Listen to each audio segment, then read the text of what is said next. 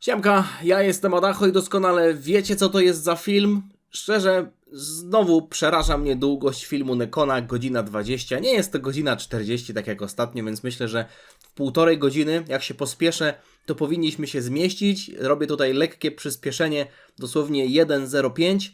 A jejku, powiem wam, że ostatnio jestem w takim ciągu, że nawet już średnio pamiętam, co mówiłem w tym filmie, który tutaj Nekon oglądał. Wiem, że to jest ta saga, w której Sasuke zbierał ludzi i która zakończyła się... W zasadzie mieliśmy jeszcze to backstory Kakashiego i Obito i Rin i ja tam byłem wręcz pewien, że Tobim musi być Obito, a potem powiedział, że jest Madarą, ale w komentarzach widzę spoilery, że to jednak jest kto inny, więc szczerze, ja już naprawdę nie wiem, w co wierzyć, natomiast dalej pojawiają się osoby, które mi po prostu bezpośrednio próbują spoilerować, pisać komentarze. Nie wiem, tak jak mówię, w co wierzyć, bo być może to jest kwestia taka jak z Aizenem, no nie?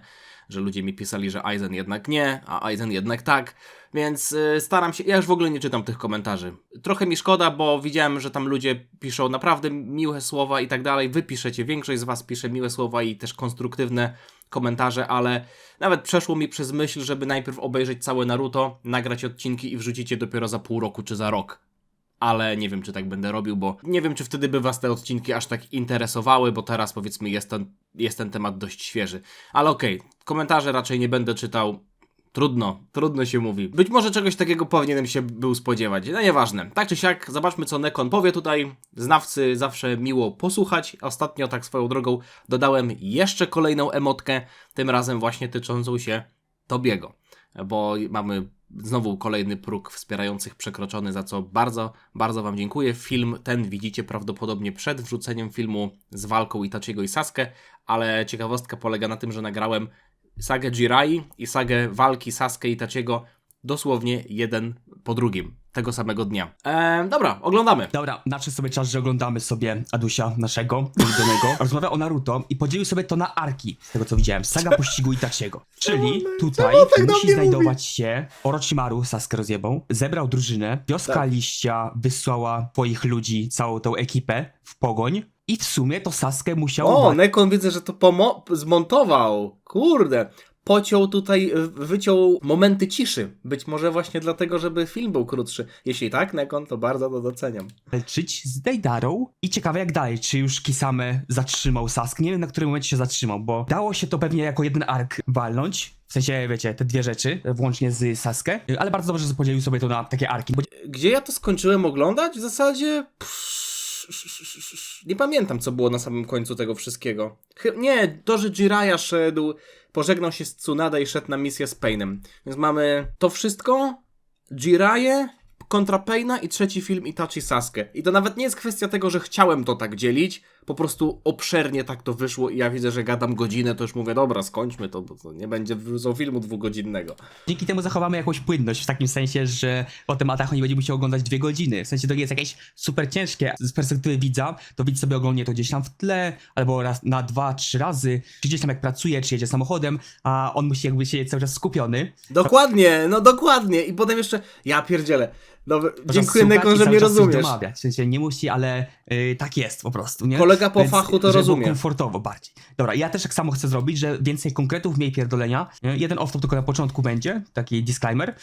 Więc zacznijmy sobie, że ja jestem w takiej samej dyspozycji, tak jak ostatnio widzieliście. Byłem trochę pobudzony mocno, bo schodzę z leków pewnych na te napięcia mięśniowe i tak dalej i muszę brać inne. Więc jestem jednocześnie pobudzony, ale też w takiej średniej formie, bo mam odstawienne symptomy tych leków, bo one są po prostu bardzo silne i uzależniające, więc ten film będę ciął.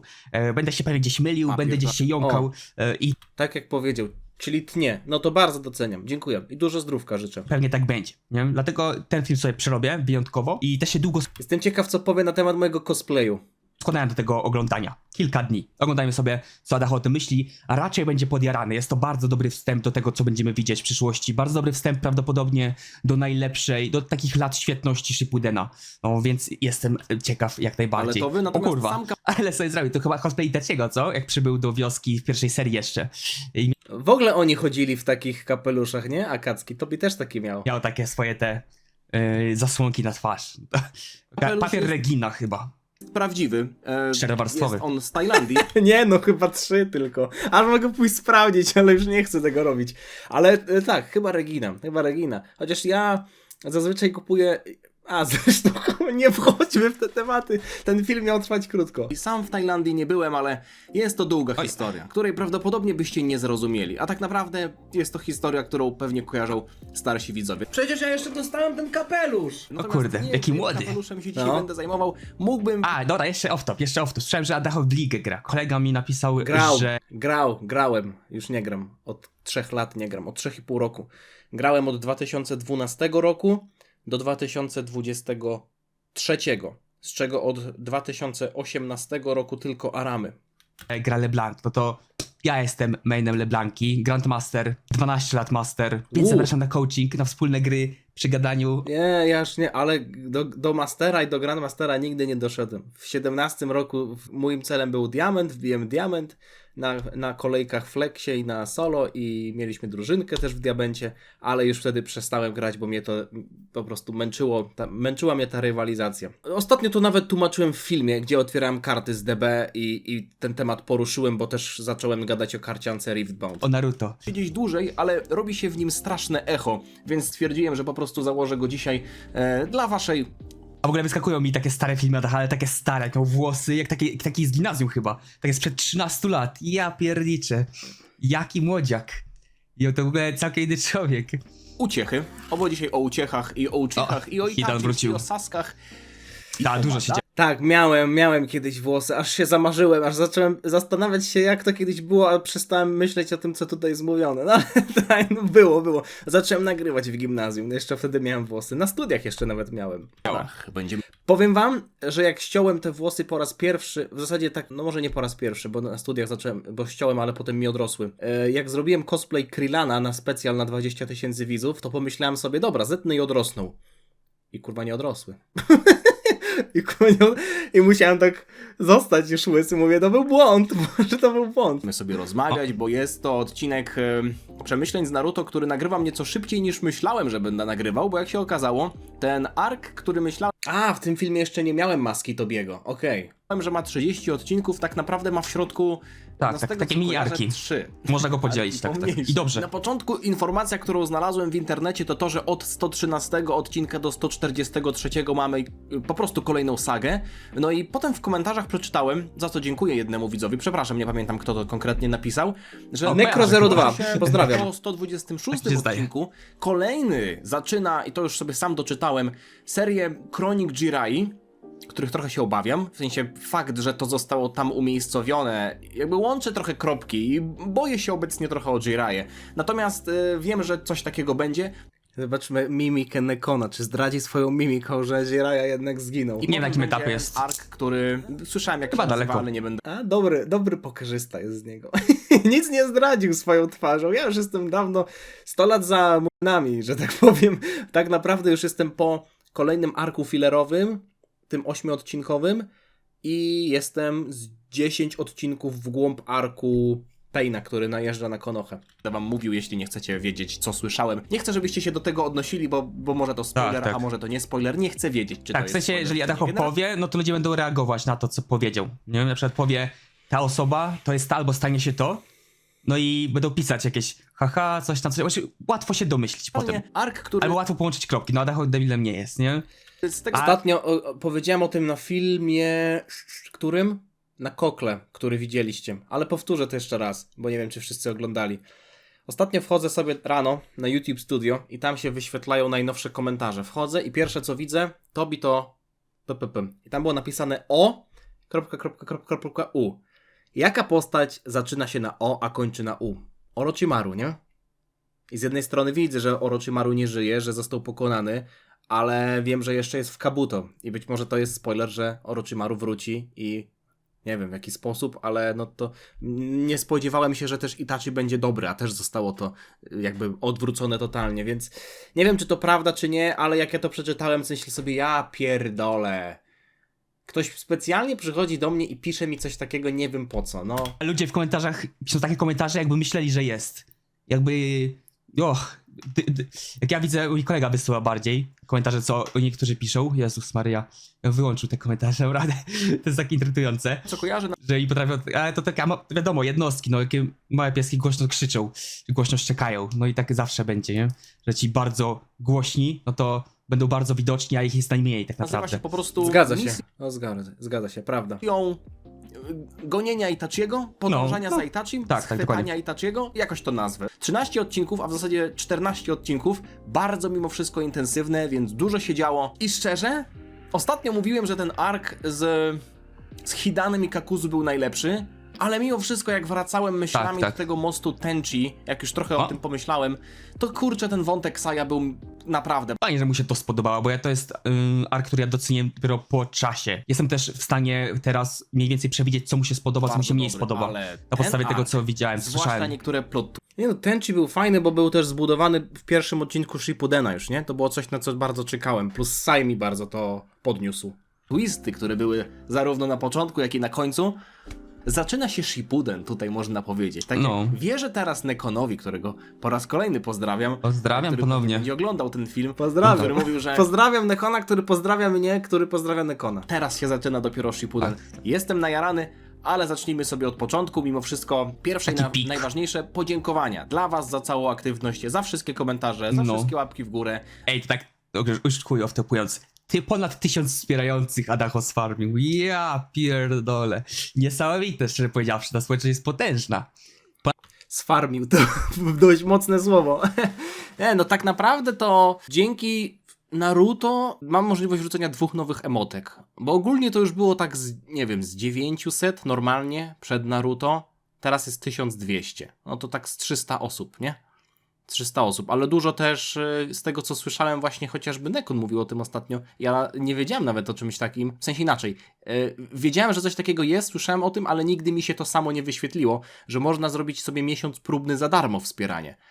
Nie wiem, na czym to polega, nie wiem, czy to tylko na niektórych kanałach jest, ale tak, to prawda. Dużo was jest, za co bardzo dziękuję.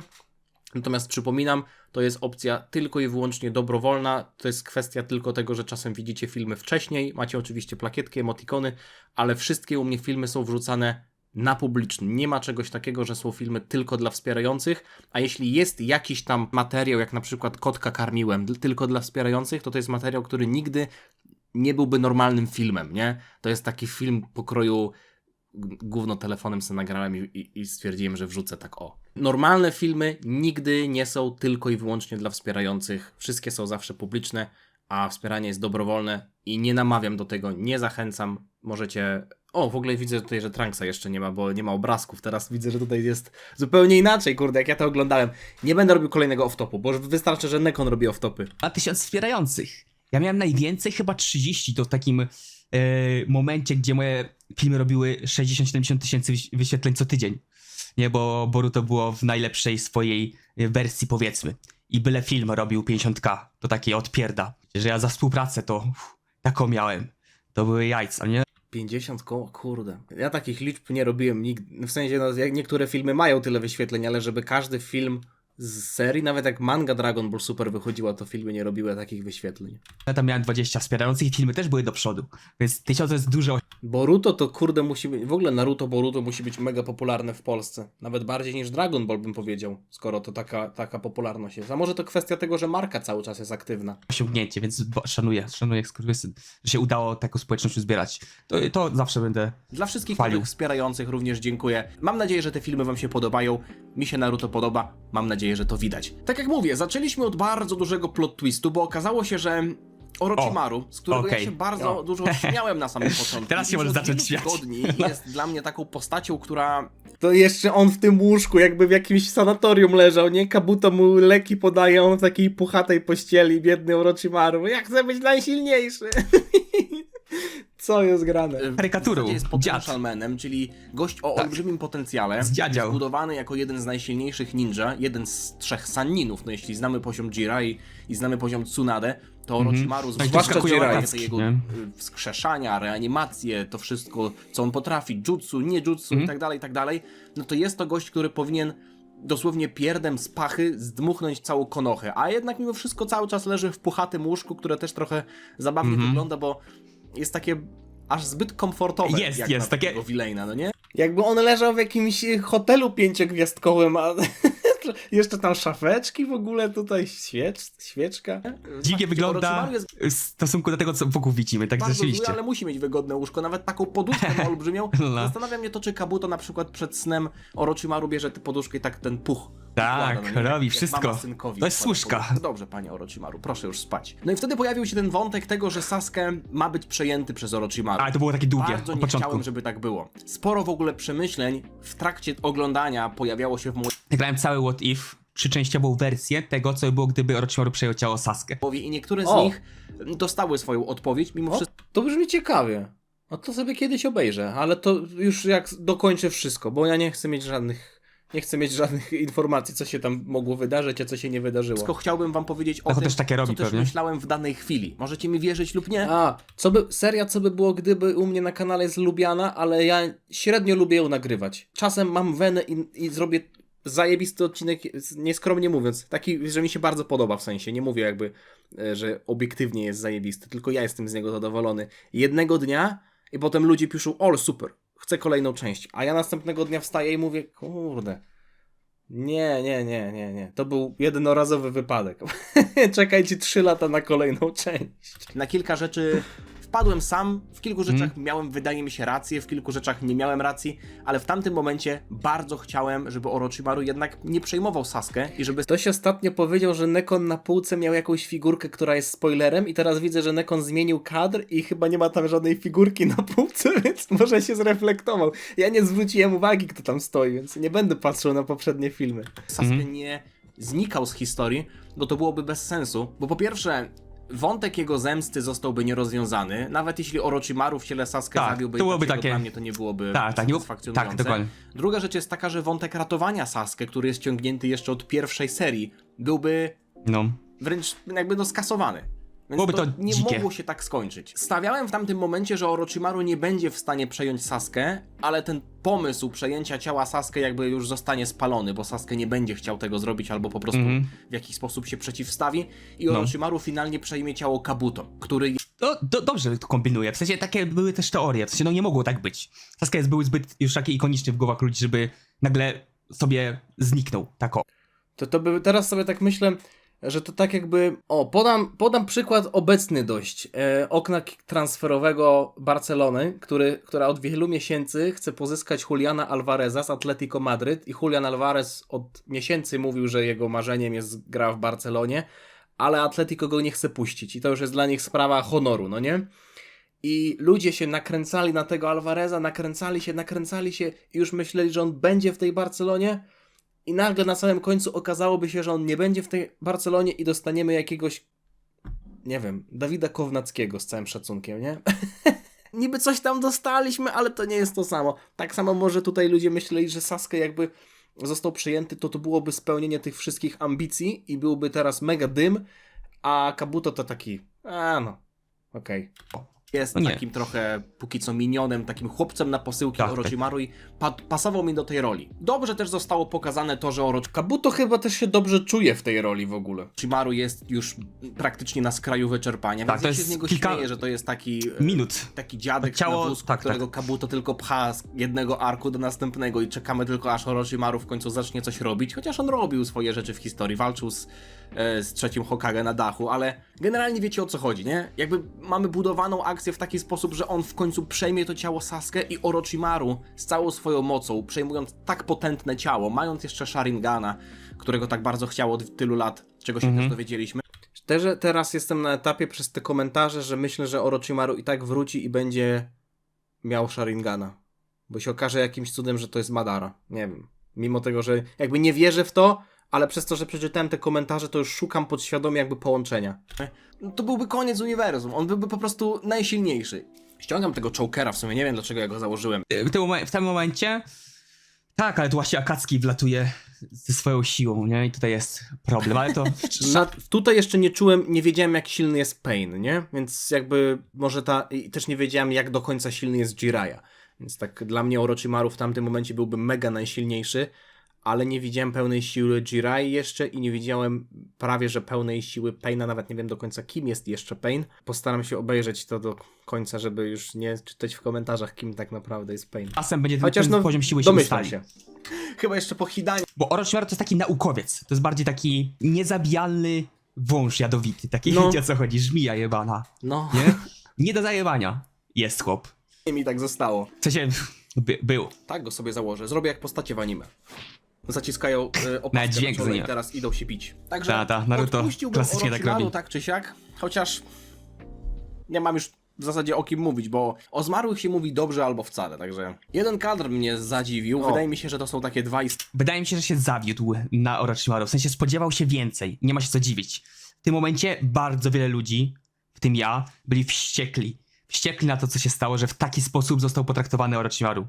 Nieprawdopodobnie wkurwieni byli. Naprawdę. To był moment, który żyłę ludziom wypruwał, jak to oglądali. Naprawdę? No, nie dziwię się w sumie. Ja na pewno do tego tak nie podchodziłem, bo z Naruto spędziłem mniej czasu w rzeczywistym świecie, ale no to widać gołym okiem, że Orochimaru został tutaj totalnie zjobował dla Sasuke. Został pokonany przez Sasuke, żeby Sasuke zbudować. Ale mimo wszystko jest to logiczne, że jego ciało było już na praktycznie wyczerpaniu, więc z takiego fabularnego punktu widzenia ma to sens. Chociaż też tam potem jeszcze się okazało, że tak naprawdę Sasuke go stłumił, co potem wyszło ten dwa arki dalej jakby, to będzie w filmie Itachi kontra Sasuke. Naprawdę. Do tej pory mnie to mierzi. Do tej pory mnie to bardzo, bardzo mierzi. Egi, bo jeden Jakby legacja Orochimaru jest zbudowana na nostalgii z pierwszej serii. Że to był taki właśnie gdzieś tam w cieniu i soundtracki z pierwszej serii, ten soundtrack Orochimaru. Wow. ukryty demon. Wiecie, to było taki postrach dzieciństwa. I on z tego się bierze. W Shippudenie to taka równa pochyła oprócz tego mostu, gdzie jakby dał popis, nie? Ten plakat w tle tutaj Konohy wyglądał dosłownie jak jakaś A to nie filler jakiś? północno-koreańska propaganda, No. ale obok widzieliśmy Naruto z 10. Dziesięciolecie. Być może to jest jakiś taki easter egg związany z 10-leciem Naruto, Tak, tak. w którym roku wychodziły te Wtedy wyszedł ten Kajou, 10-lecie. No i wtedy okazało się, że Sasuke 4 zmienił był 6 zdanie chyba. i zaatakował Orochimaru w jego łóżku. Ja rozumiem, że Orochimaru był bardzo... Jakie Sasuke tu... Dla mnie to jest dziwne, że Sasuke jest rysowany jakby taki... w ogóle nieumięśniony. Ja jakby patrzę na postacie z Naruto i trochę przez pryzmat postaci z Dragon Balla, że jak jest goła klata, to wiecie, mięśnie tutaj zarysowane, klatka piersiowa, a on tu wygląda jakby taki brzunio mu zwisał, cyce mu zwisały. Słabiony, bo gdyby to był Sanin w pełni formy, no to Sasuke, nawet biorąc pod uwagę jego potencjał, nowe umiejętności i tak dalej, wątpię, żeby on był w stanie Orochimaru pokonać. A Orochimaru widzieliśmy krztuszącego się, praktycznie umierającego, rozpadającego się. Więc Orochimaru został porobiony, on był zbyt pewny siebie w pewnym momencie, jak to... Tak, on był... Zaraz opowiem o tym. Była taka scenka, gdzie ćma podlatuje do płomienia, ale podlatuje za blisko i się pali. He, To Orochimaru też może podleciał zbyt blisko. Z orem i wężem będzie. Sasuke bardzo zapunktował, bo było po prostu widać, że on ruszył Oro, głową, jaki że nie przestraszony. jest aż Tak, to było od początku, w sensie on nie zmienił zdania. Jakby on chciał czegoś nauczyć, Orochimaru nie jest w stanie nauczyć mnie więcej. Do widzenia, wypierdalam. Jesteś naiwnym debilem. tak nie? bardzo zaślepiony tą zemstą, że podchodzi do niej nieco bardziej pragmatycznie. Co też zostało potem pokazane, O, co za formuła. co też zostało dodatkowo Mnie uwypuklone. też to tym, że- irytuje. O Jezus, też takie oczy robię. Jak jakiś motor mi tu kurwa jedzie. O. Mam to samo. Że coś, kurwa, jeszcze ktoś jedzie? Tak, karetka, zaraz policja, straż pożarna. Co 2 też godziny zostało będą dodatkowo jechać. uwypuklone tym, że po prostu zebrał drużynę. Wobec czego miałem ambiwalentne odczucia. I zawsze akurat jak jedzie, to trąbi pod oknem. To jest taki przypadek, że nie trąbi wcześniej, tylko pod oknem.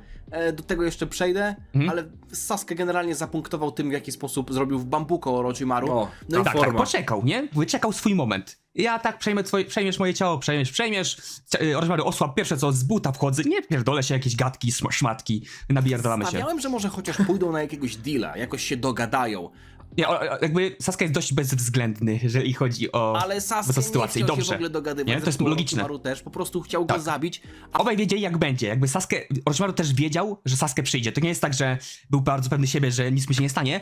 Tutaj padł tekst typu, wiedziałem, że w końcu przyjdziesz, nie? Albo A czekałem. Orochimaru przy okazji ujawnił swoją prawdziwą formę, w zasadzie chyba po raz pierwszy. No i Dość to obrzydliwą. wejście w No. ark Ta Też mitologiczna istota. kłótnia, ten konflikt, ten plot twist w zasadzie. Ucichły. Świetnie to się oglądało. Oj, ta forca. Tutaj to jest mocna forma, Chociaż nadal kurczę. uważam, że ta forma Sasuke z tymi skrzydłami. Mi się podoba, bo kurczę, jestem fanem Devil Gina z Tekkena. O, ja też lubię Devil Gina z Tekkena, ale ta forma, jak ją zobaczyłem pierwszy raz, już mówiłem, trochę nie narutowa mi się wydawała. Chociaż no, ten Kersmark jest wytłumaczony teraz w kontekście Jugo i chyba w tym filmie jest ta teoria odnośnie Kersmarka. Zobaczymy, co Nekon na to powie, że będzie jeszcze, że Jugo będzie miał kolejny stopień Kersmarka, chociaż teraz tak naprawdę, no nie, oni są dalej częścią tego Taka, no nie? Teraz już Taka się nazywa ich drużyna. Wygląda słabo, nie jestem w stanie się do niej przyzwyczaić. Mi się to podoba, rozumiem. Nie? Natomiast zacząłem się zastanawiać, czy Orochimaru teraz będzie miał jakiś redemption arc, w sensie, wiecie, będą chcieli go O! Tu były refleksje. wizerunek, że teraz będę mu współczuł, bo pokazali małego Orochimaru, który sobie klęczy przy grobie, który nagle rozmawia ze swoim mistrzem jak jakieś takie smutne dziecko, znajduje skórę tego białego węża. Mieliśmy jeszcze wspominki z tych czasów, kiedy on był normalnie ninją w Konosze i tam widział jak Tsunade traci. Pierwszy raz taką dość ludzką twarz przed przemianą. Titana. Swoją drogą, tam była postać Nawaki. Kurde, i teraz ktoś mi napisał w komentarzu, że myśmy tego Nawaki widzieli.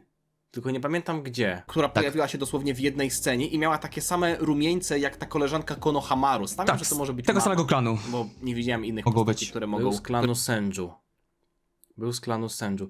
Skąd... Gdzie ja go wcześniej widziałem? Bo ktoś mi powiedział, że już go wcześniej widziałem. Które wyglądały podobnie. Nie wiem, że to był ten chłopiec, którego Tsunade tak lubiła? To jest istotne, ale taki tylko szczegół wychwyciłem. Nie, no to jeśli on był chłopcem i zginął jako chłopiec, to nie mógł mieć dziecka. Nie wiem. No i Orochimaru w sumie był bardziej przedstawiony jako naukowiec. Tak, dokładnie. On w ogóle to jest takie wrażenie się bierze z pierwszej serii, że on jest jakimś wojownikiem. On nigdy nie był jakimś turbowojownikiem. W sensie on jest wojownikiem na tle tych, co walczył, nie? Już na tle Hiruzana nie za bardzo.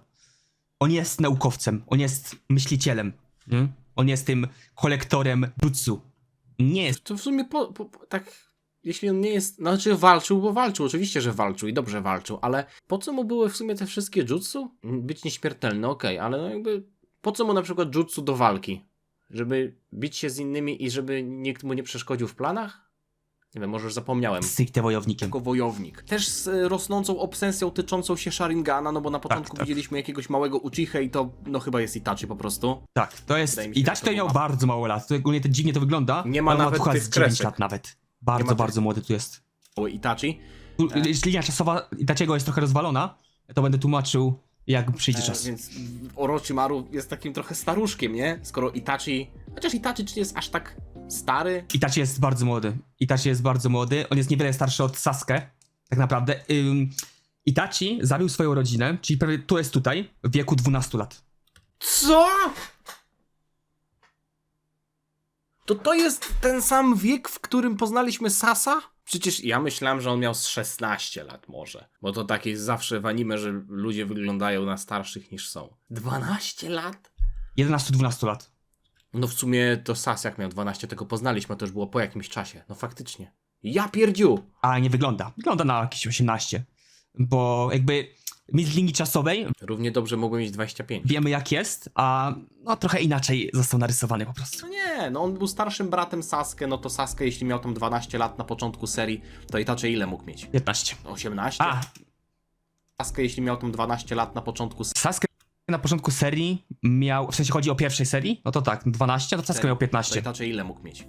18? Właśnie. Itachi w sumie nie jest aż ten. Znaczy ja sobie tak wymyśliłem. Bardzo młody więc jest. nie wiem, czy to jest prawda. Ale wygląda. ogólnie ten lore Orochimarowy Tak sobie z czapy był powiedziałem. całkiem fajny, bo też Ma 15-16, ale jakby to nie jest za bardzo uwzględniane, no bo trochę jest, no wiadomo, wyjaśnił to, wygląda źle. I w jaki sposób Obsesja, powiedzmy, Orochimaru takie do podążanie, tego nie? doszedł. Chciał Tak, osiągnąć wszystkie jutsu, ale musiał przedłużyć życie, bo w trakcie jednego życia nie byłby w stanie. Też możemy sobie też próbować wyjaśnić, dlaczego chciał te życie wieczne i wszystkie jutsu potrafić. No. Przede wszystkim interesowało go wieczne życie. Uważał, że straci wszystko, jeżeli zginie. Po co żyć, jeżeli i tak zaraz zginie, się wszystko przepadnie. W ten sposób myślał. Więc to jest takie pokazane też na początku, że jego rodzice zginęli, on ich nie znał, więc dla niego to było bez sensu, że oni zginęli. To było takie trywialne strasznie. I trzymał tam też skórę węża. I to była właśnie taka dwuznaczna przenośnia do tego, co on w tamtym momencie sobie pomyślał. Ich wszystkich poznać. No dobra, nieśmiertelność okej. I też nieśmiertelność mu była potrzebna do tego, żeby mieć wystarczająco dużo czasu czasu, żeby osiągnąć, jakby opanować wszystkie jutsu, ale samo opanowanie wszystkich jutsu? Do czego mu było potrzebne? No i to uczucie, ta chęć w nim rosła stopniowo, plus też zobaczyliśmy, Obsesja. że ten transfer, było napisane na tym zwoju transfer, że to jest jakieś zakazane jutsu, które też jakoś próbuje wyjaśnić to, dlaczego Orochimaru... Tak, on nie uznaje w ogóle zakazanych jutsu. Jutsu to jutsu. Nie wiem, jak, nie wiem, w Star Warsach ciemna strona mocy to po prostu moc, którą możesz posiąść. Być może się reinkarnować z jednego ciała do drugiego, tak jak widzieliśmy tę walkę w arku mostu Tenchi. Więc ten wątek został liźnięty. Nie mówię, że bardzo jakoś dogłębnie na 100% wyjaśniony, ale doceniam to, że zobaczyliśmy szybko. Orochimaru w przeszłości. Swoją drogą, oglądanie Orochimaru w stroju Akatsuki jest dla mnie... Dziwnie on wygląda, nie?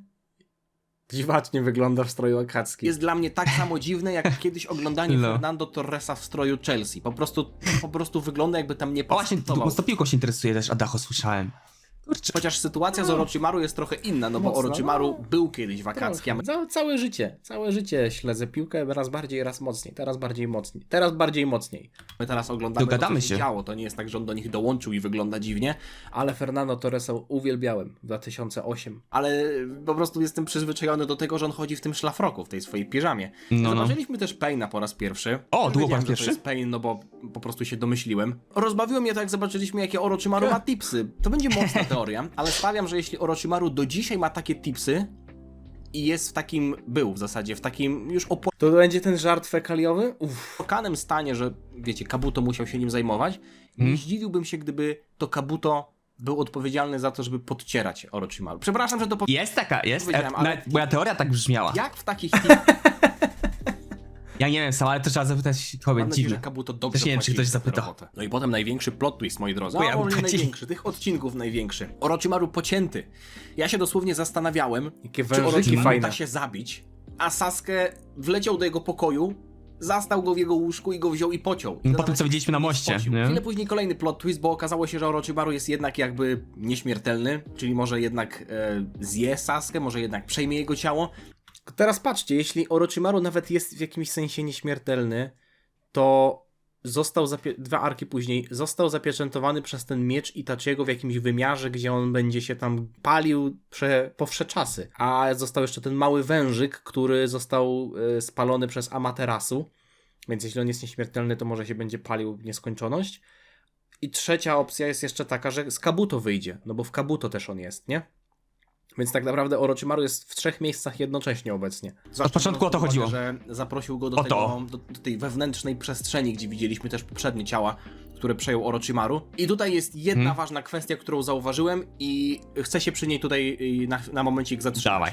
Widzieliśmy w tej siedzibie Orochimaru dłoń. rękę, To jest to? Czy to jest to? Chyba jest to ta teoria, z której jestem całkiem dumny, więc zobaczymy, czy Nekon też mnie pochwali. która miała pierścień, wydaje mi się, że Akatsuki. Czyli stawiam, że to jest ciało Orochimaru, Tak. które miał wtedy, kiedy był jeszcze w Akatsuki. Z Itachim. Itachim mu już pewnie je obciął tą stracił, rękę. jakby musiał zmienić ciało, więc to jest resztka tego ciała, ale ten pierścień dalej jest. I to jest odpowiedź na to, dlaczego w Akatsuki nadal jest 9 osób. Bo oni nie mogą sobie zrekrutować tak kogoś, bo ktoś odszedł i dobra, otwieramy casting i ktoś przychodzi, tylko warunkiem tego członkostwa jest posiadanie tego pierścienia, bo on jest odpowiedzialny też za to, żeby w tej komorze, w tej grocie, gdzie jest ta bestia, aktywować to kanji. Ja zauważyłem tutaj, że to kanji, z tego co dobrze widzę, jest Wolniej im to idzie. oznacza niebo. Nie pamiętam, czy ktoś inny z Akatsuki miał kanji niebo, bo tam mieli północ, południe, wiatr, deszcz i tak dalej, różne takie rzeczy. I też chciałem zwrócić uwagę na to, na którym palcu jest ten pierścień. Bo ciekawe, pierścień takie na tej zobaczył? ręce Kurde. domniemanego ciała poprzedniego Orochimaru jest na małym palcu lewej ręki. I to jest dokładnie ten sam palec, który jest pusty, kiedy widzimy O, kurde, ten jak zobaczył. rytuał wyciągania bestii ogoniastych, no nie? Pochwalił! Jak Akatsuki stoją na tych palcach, to wszystkie się świecą. Potem w filmie jak nagrywałem ten film, to nie zwróciłem uwagi, że Hidan i ktoś jeszcze mieli na wskazujących bodajże, ale innych rąk, więc historia się zgadza, ale dałem tutaj notkę, więc jakby oprócz małego palca lewej ręki, czyli dokładnie tego, na którym pierścień jest, na którym podejrzewam Orochimaru nosił swój pierścień. W zasadzie nie podejrzewam, bo widzimy to. No i potem widzieliśmy różne postacie pokroju Conan, Paina, gdzie też oni mieli na przykład na kciukach, nie? Więc teoria się zgadza. W retrospekcji, jak próbował zaatakować Itachiego, że ma pierścień na tym palcu. Ale co mi nie pasuje w tej teorii, to to, że widzimy zarówno Deidarę i Hidana, którzy Nie, zobaczcie. Deidara ma na prawej ręce palcu wskazującym. Pierścienie na palcu wskazującym prawej ręki. Hidan ma na lewej. Chyba, że źle zauważyłem, więc Jak to oni wygląda? tak naprawdę noszą pierścień na... Ja tutaj źle zobaczyłem. Hidan miał na lewej, więc zgadza się. Ten miał na lewej, okej. Na samym palcu, No tak.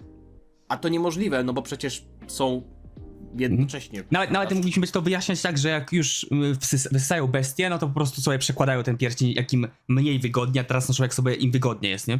Jakby w Rzucam terenie. tylko informacje, które udało mi się Ale albo fajnie wyciągnąć, się nie? Sprawdził albo sobie to. których jestem prawie pewien, albo które gdzieś tam powiedzmy zauważyłem. Co z tym dalej zrobić? Nie do końca wiem. Nie mam prawa wiedzieć, o co chodzi z tymi kanji. Natomiast nie wchodziłem aż tak głęboko. No i widzieliśmy potem, jak Sasuke wychodzi z tego pokoju, spotyka Kabuto i To była bardzo super scena. enigmatycznie też ta scena mi się podobała. Mówi, że jak myślisz, kto tutaj przed tobą Kim ja jestem, stoi? ta. No i ten ultimate flex, kiedy Sasuke No. za pomocą Sharingana dosłownie puszcza replay. Jak, Tak. jak zgnoił Orochimaru na jego własnym Tak, to jest podwórku. zgnojenie No po prostu. Sasuke zrobił się takim kozakiem. Ja naprawdę chciałem, żeby on został sobą, bo moim zdaniem To jest takie, kurwa, over edgy byłoby całkowicie. lepiej, gdyby Sasuke został. On to wszystko zrobił stojąc dosłownie nieruchomo, nie? I patrzy z tą swoją pokerową twarzą, Orochimaru go próbuje przejąć, on stoi, ale no mimo wszystko zrobiło to robotę w tej scenie. Sasuke niż gdyby Orochimaru został Orochimaru, z tych powodów, o których mówiłem na samym początku. Ale jak się okazało, że Sasuke dosłownie bez żadnego problemu, stojąc sobie na chillku, zabił Sharingan. Orochimaru w jego głowie, ja wtedy powiedziałem sobie, jeśli to jest faktycznie śmierć Orochimaru, to jest autentycznie największy potential man, jakiego znam w anime.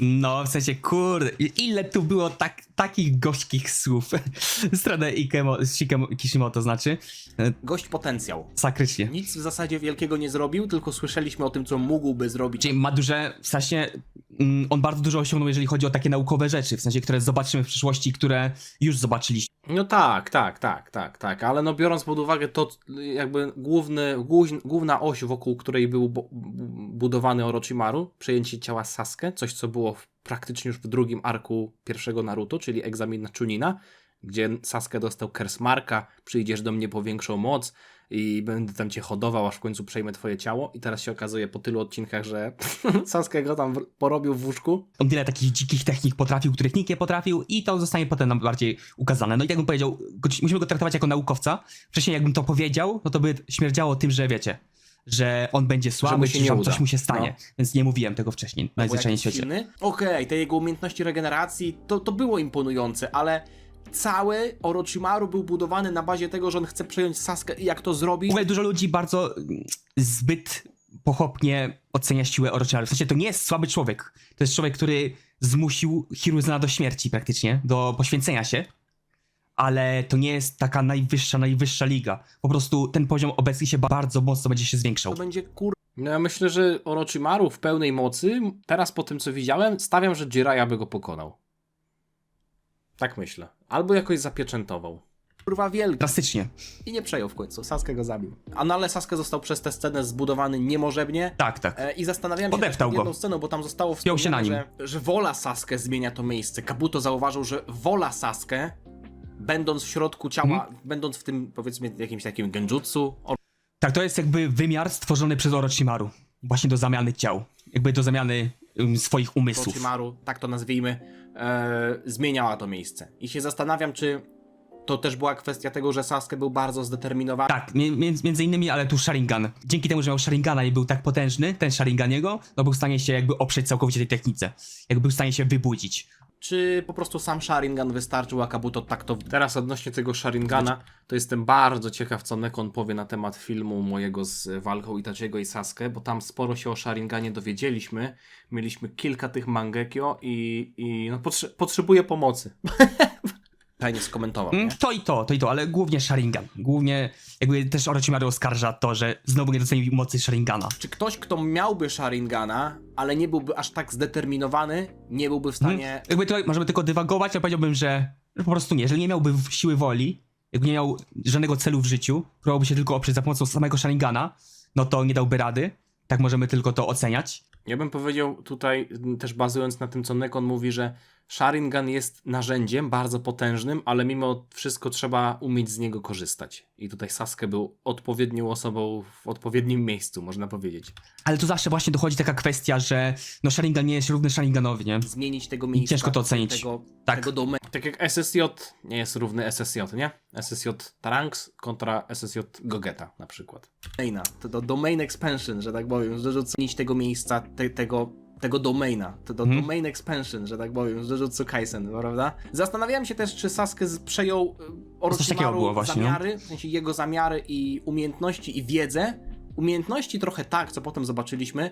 Wiedzę być może też, ale zamiary chyba nie. No wiedzieliśmy, że on dalej chce po prostu się zemścić na Itachim i co dalej, to nie wiadomo. Okazało się, że nawet sobie troszeczkę tych kolegów znalazł przez te 3 lata bycia w tamtej siedzibie, bo kilka osób, które on jakby wziął do drużyny, już go znały. Trochę to były dziwne osoby. No to były eksperymenty Orochimaru, jakby tak brzydko mówiąc, na nich. Jakby to byli ludzie, do których eksperymentował. Jakby, którzy poszli za nim oczywiście, ale którymi od dziecka się zajmował. Sieroty to były, takie jak on. Fajnie, że się coś zaczęło dziać z tym. To jest na przykład też jego legacy, nie? Ludzie, masa ludzi, których on miał pod nadzorem, powiedzmy. Lekko mówiąc, nie? Za mało mi za kole wyjebało. Był taki też gościu, który trochę zaczął obrastać w taki mit, że my ścigamy tego Sasuke, ale w sumie już nie wiadomo po co, bo tego Sasuke na ekranie było tak mało, że dużo osób o nim mogło zapomnieć dosłownie. Tak długo nie było. Oglądalibyśmy to z tygodnia na tydzień. Ja przynajmniej miałem takie odczucie, więc cieszę się, że w tym arku było go więcej, bo to nie jest tak, że stałem się jego wielkim fanem, doceniam to, co zrobił, ale po prostu dla fabuły jest potrzebne to, żeby on zaczął w końcu być pokazywany na ekranie, no bo Sasuke jest tą główną osią, która napędza Naruto i jego przyjaciół. Myślałem, że Naruto w sensie postać Naruto, nie? Robi się z tego taki sequel do Kraju Fal, bo mieliśmy wątek właśnie w miejscu, gdzie odbywał się pierwszy ark pierwszego Naruto. Podobało mi się to, że zobaczyliśmy ten wielki most Naruto i Sasuke sobie tak to obserwował. Pewnie się zastanawiał. Widzieliśmy w retrospekcję, że przypominał sobie tamte sceny, ale nie mogłem się trochę przekonać do tego, nie pamiętam, Suigetsu, on się tak nazywa? Coś takiego? Fioletowo ubranego tego rybiego gościa. Jakoś tak... Jego charakter nie był odpychający, ale design... Taki szczurek, szczurkowaty. Jest. No, design tego gościa jest trochę odpychający, nie podoba mi się. Podobała mi się mimo wszystko akcja z niepenetrowalnym zamkiem, jak dosłownie sekundę później widzimy, że jednak... No to taki jeden odcinek, bo ja wtedy myślałem, że może będzie więcej akcji w tym Kraju Fal, że tam może coś się będzie więcej działo z tym Suigetsu, a tak naprawdę to był jeden odcinek, żeby trochę tego Suigetsu wprowadzić. Trochę ciemno się zrobiło, ale nie szkodzi, to nie musicie na mnie patrzeć. Zamek jest penetrowalny i Sasuke...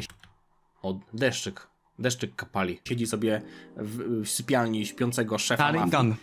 Mieczek został odzyskany, nie będę tutaj się szczególnie rozwodził, ale zastanawiałem się, jak to jest, że ta informacja o śmierci Orochimaru wypłynęła tak daleko, że nawet jacyś więźniowie na bezludnej wyspie o tym wiedzą. I właśnie Orochimaru ma swoich ludzi, którzy sprawują pieczę nad tymi więzieniami, nad tymi wszystkimi. Orochimaru ma masę ludzi też pod sobą, jakby wioskę dźwięku, nie? Jakby on stworzył wioskę dźwięku, więc dla jego ludzie pracują. Możemy się domyślić, że to słowa po słowie, w sensie, wiecie, łatwo sobie przekazać informacje w Naruto jakimś ptakiem, gołębiem i wszystkim innym, więc prawdopodobnie w taki sposób, nie? Z bazy do bazy, a tych baz jest bardzo, bardzo dużo. Kabuto, nie wiem, spłakał się i poszedł do gazety to powiedzieć i wszyscy dziennikarze to... nie, właśnie to jest właśnie kwestia tego. u siebie w gazetach, no... Że Orochimaru bardzo wiele ludzi pod sobą, no wioska dźwięku. Pewnie było tak, że jak przestali dostawać od niego informacje, to zaczęły być podejrzenia, że nie żyje. On jest założycielem tej wioski. Osobą, która o tym wiedziała, był Kabuto. W momencie, w którym... Też niekoniecznie, bo w tej kryjówce, mimo tego, że nie widzieliśmy innych ludzi, to mogli oni tam być. W sensie prawdopodobnie byli. Co się stało? Sasuke się prawdopodobnie w ogóle nikomu nie chwalił. Suigetsu, jak już chodził z Sasuke, to w zasadzie nie miał momentów, żeby gdzieś chodził samemu i paplał, zwłaszcza, że oni jak już przyszli, to ta wiedza już gdzieś funkcjonowała. Ale nie wiem, może szpiedzy? Jakiś Anbu, Black Anbu, może coś tam innego. Nie, ludzie Orochimaru. Może Kabuto się wypaplał, nie? Nie wiem, o co chodzi. A może ktoś to wyczuł, no tam były sceny, że niektórzy to wyczuwali, ale to nie? Nie wiem, o co chodzi. A może ktoś to wyczuł, no tam były sceny, że niektórzy to wyczuwali, ale to były tylko takie przeczucia, żeby... Tak, przenośnie. ...puszczać i żeby ona dochodziła tak szybko na jakąś bezludną wyspę, do więźniów, którzy z nikim nie gadają. Zresztą nieważne, ja się nie czepiam, tylko się tak zastanawiam głośno. Trochę mnie to zaczęło dziwić, że Sasuke chce mieć własną ekipę do tego, żeby się zemścić na Itachim. Ja rozumiem, że O, to jest coś, co jest wyjaśnione i nie ma o czym gadać tak naprawdę. Chociażby ta Karin miała dobry węch. Sasuke nie jest głupi po prostu i wie, jak silny może być Itachi. W sensie potrzebuje ludzi. Itachi jest w organizacji Akatsuki. I jakby niekoniecznie jest w stanie stwierdzić, czy wleci tam w Akatsuki we wszystkich, czy musi wszystkich pokonywać, żeby dotrzeć do Itachiego, więc poznał wcześniej ludzi, którzy mogą mu w tym pomóc. W sensie on zna ich umiejętności i zdecydował, że potrzebny mu taki profil i taki profil. Że Suigetsu był w zasadzie, no nie wiem, no mam ten miecz, jest silny, okej. Jugo też No jest. to jest takie zwarcie. Jugo to jest tank, a ona jest healerem. Zrobił sobie taką drużynę RPG-ową, która naprawdę... silny. Ora, nie możemy Może mówić, najpierw ale skupmy się pewnie ogląda. Naprawdę mu się przyda. tej Karin, bo... I ma rację tutaj. No w walce z tym Big Maciem to mu się bardzo przydała. Bez nich by zginął. I jej designu. Bo design jak design, z tym ośmiogoniastym nie jestem. Czułem od samego początku, że będzie przemądrzała i tak, chodzi mi o okulary. Jestem świadomy tego, że sam noszę okulary, ale tak po prostu kształt tych No w okularów. anime tak jest po prostu. Jak masz okulary, to jesteś tym, który sobie je poprawia i musisz powiedzieć coś mądrego i te okulary świecą. O, kształt tych okularów od razu krzyczał, jestem przemądrzała. Ta, taka z biura, nie? Chociaż Sekretarka. dziwiło mnie to, jak się troszeczkę pchała na... Przepraszam za ten żart. Pchała się, pchała. Na siakę. O, widać było, Jezu. że ona się po prostu... Widać siosiakę uciechę. Było to w Tego momencie, nie jak się ten. zamknęła Tego się nie spodziewałem. tym razem w pokoju, że się po Myślałem, że jakaś drągala się pchała, ale tu przecież można było to wykorzystać. prostu pcha. Fajnie, że ten Suigetsu wypuścił normalnie więźniów, a nie, że ich zabił tak bez powodu. To było miłe, w ogóle to wyjdzie teraz, że To tacy jak, w sensie to są, nie są źli ludzie. Jakby ani Sasuke, ani, jakby oni jeszcze nic złego nie zrobili, nie? Sasuke nic takiego złego nie zrobił, oprócz tego, że opuścił wioskę i pobił swoich kolegów. To trzeba sobie powiedzieć jasno. No i niby sprzymierzył się z zdrajcą wioski, ale jakby nie robił nic z nim. W sensie nie robił żadnych akcji atakowania wiosek i tak dalej. No to prawda, tak naprawdę pierwszą rzeczą złą, którą zrobił Sasuke, nawet nie było zabójstwo Itachiego, bo Akatsuki jest uznawana za złą organizację, tylko przejęcie tego ośmiogoniastego, no nie? Czyli atak na kraj, Raikage, no to jest piorun, błyskawica. Sasuke jest jakimś bohaterem narodowym, że wypuszcza więźniów, uwalnia. Tak, zabił Orochimaru, wroga wioski, uwolnił więźniów, w sensie obecnie nie mamy mu nic do zarzucenia, jakby witaj w wiosce. Wykonałeś kawał dobrej roboty, obecnie. Ucieśnionych i tak dalej. Jeszcze żeby przy okazji dupeczkę znalazł, tylko trochę dziwną, ale z killem fajnie. dziwno. Powiem wam, że tak czułem, że teraz wchodzimy w inną epokę w Naruto. Może nie Tak, erę, no. ale że pojawiła się taka nowa epoka w Naruto. Rozdział, może to lepsze słowo. Epoka to byłaby może jak Akatsuki by przestało istnieć, ale śmierć Orochimaru to jest bardzo coś duże wielkiego. wydarzenie na osi czasu. I Sasuke, który wychodzi w końcu z piwnicy, Mhm. zdobywa kolegów, Ma idzie moc. po Itachiego, to jest zupełnie inny klimat niż to, co mieliśmy przez ostatnie Tak. arki. Tak przynajmniej czuję. Jest to odważny progres, sama śmierć. Ta świeżość. Uśmiercenie takiej postaci to jest bardzo odważny progres, jeśli Bardzo. chodzi o pisanie historii, także doceniam to. I Ludzie nie z docenili. perspektywy czasu. Jestem właśnie ciekaw, jak to wygląda. Czy ludzie po latach podchodzą do tego inaczej, czy nadal są tak naburmuszeni, że jak można było Orochimaru uśmiercić? Uważam, że ten ark był naprawdę taki bardzo sposób. dobry, więc był to motyw, powiedzmy, który wykiełkował, nie? Dał owoce. Nawet mieliśmy powrót Kimimaro, chociaż taki troszeczkę... To było fajne, że tutaj pojawiły się stare postacie pokroju Kimimaro. Zabuza też został wspomniany. Chociaż Kimimaro miał swoją rolę, ale no nadal to jego Kekkei Genkai tak można byłoby Ludzie. Zobaczcie, co tutaj ostatnio. Co tutaj wisi teraz. Oj, nawet Pain teraz tutaj wisi. Użyć słowa wybrakowany, ale Kimimaro w zasadzie sam z siebie nie został rozwinięty, tylko został wrzucony po to, żeby Jugo jakoś rozwinąć, żeby Tak. To właśnie mówiłem chyba w pierwszej serii, że jakieś jego legacy jeszcze będzie, że jest on po coś sprowokować dodatkowo. Jugo do tego, żeby Okej. on podążał za Sasuke, w którym widział trochę reinkarnację Kimimaro. Zlot absolwentów się zrobił, bo mieliśmy wspominkę o Zabuzie, odcinek później Kimimaro. Nie bez powodu Ktoś tam też. mi mówił nawet, że Zabuza jeszcze kiedyś wróci. To być może było już właśnie to. Co jest? Te komentarze to są, jakby nie można wierzyć w te komentarze. Czy ktoś napisze prawdę, czy nieprawdę? No nie da się. Ludzie piszą tak głupie, kurwa, rzeczy. Jak mi kolega No teoretycznie wrócił, może o to chodziło, że w sensie jeszcze będzie o nim. wysłał nieraz jakieś screeny, bo on ogląda Daho. No to kurde. No i bardzo mi się spodobało.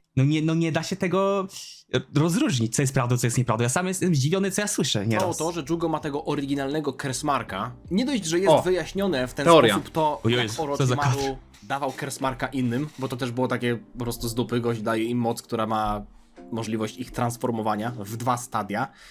Jest to wyjaśnione, pobrał DNA, w zasadzie no kopiowane kersmarki i się zastanawiam, czy to co ma Jugo to oryginalnie, to jest było? jakieś Cięcie? Kekko, kopiowane kersmarki i się zastanawiam, czy to co ma Jugo to oryginalnie, to jest jakieś Kekkei Genkai, czy to jest po prostu cecha jego rasy, jeśli mogę tak.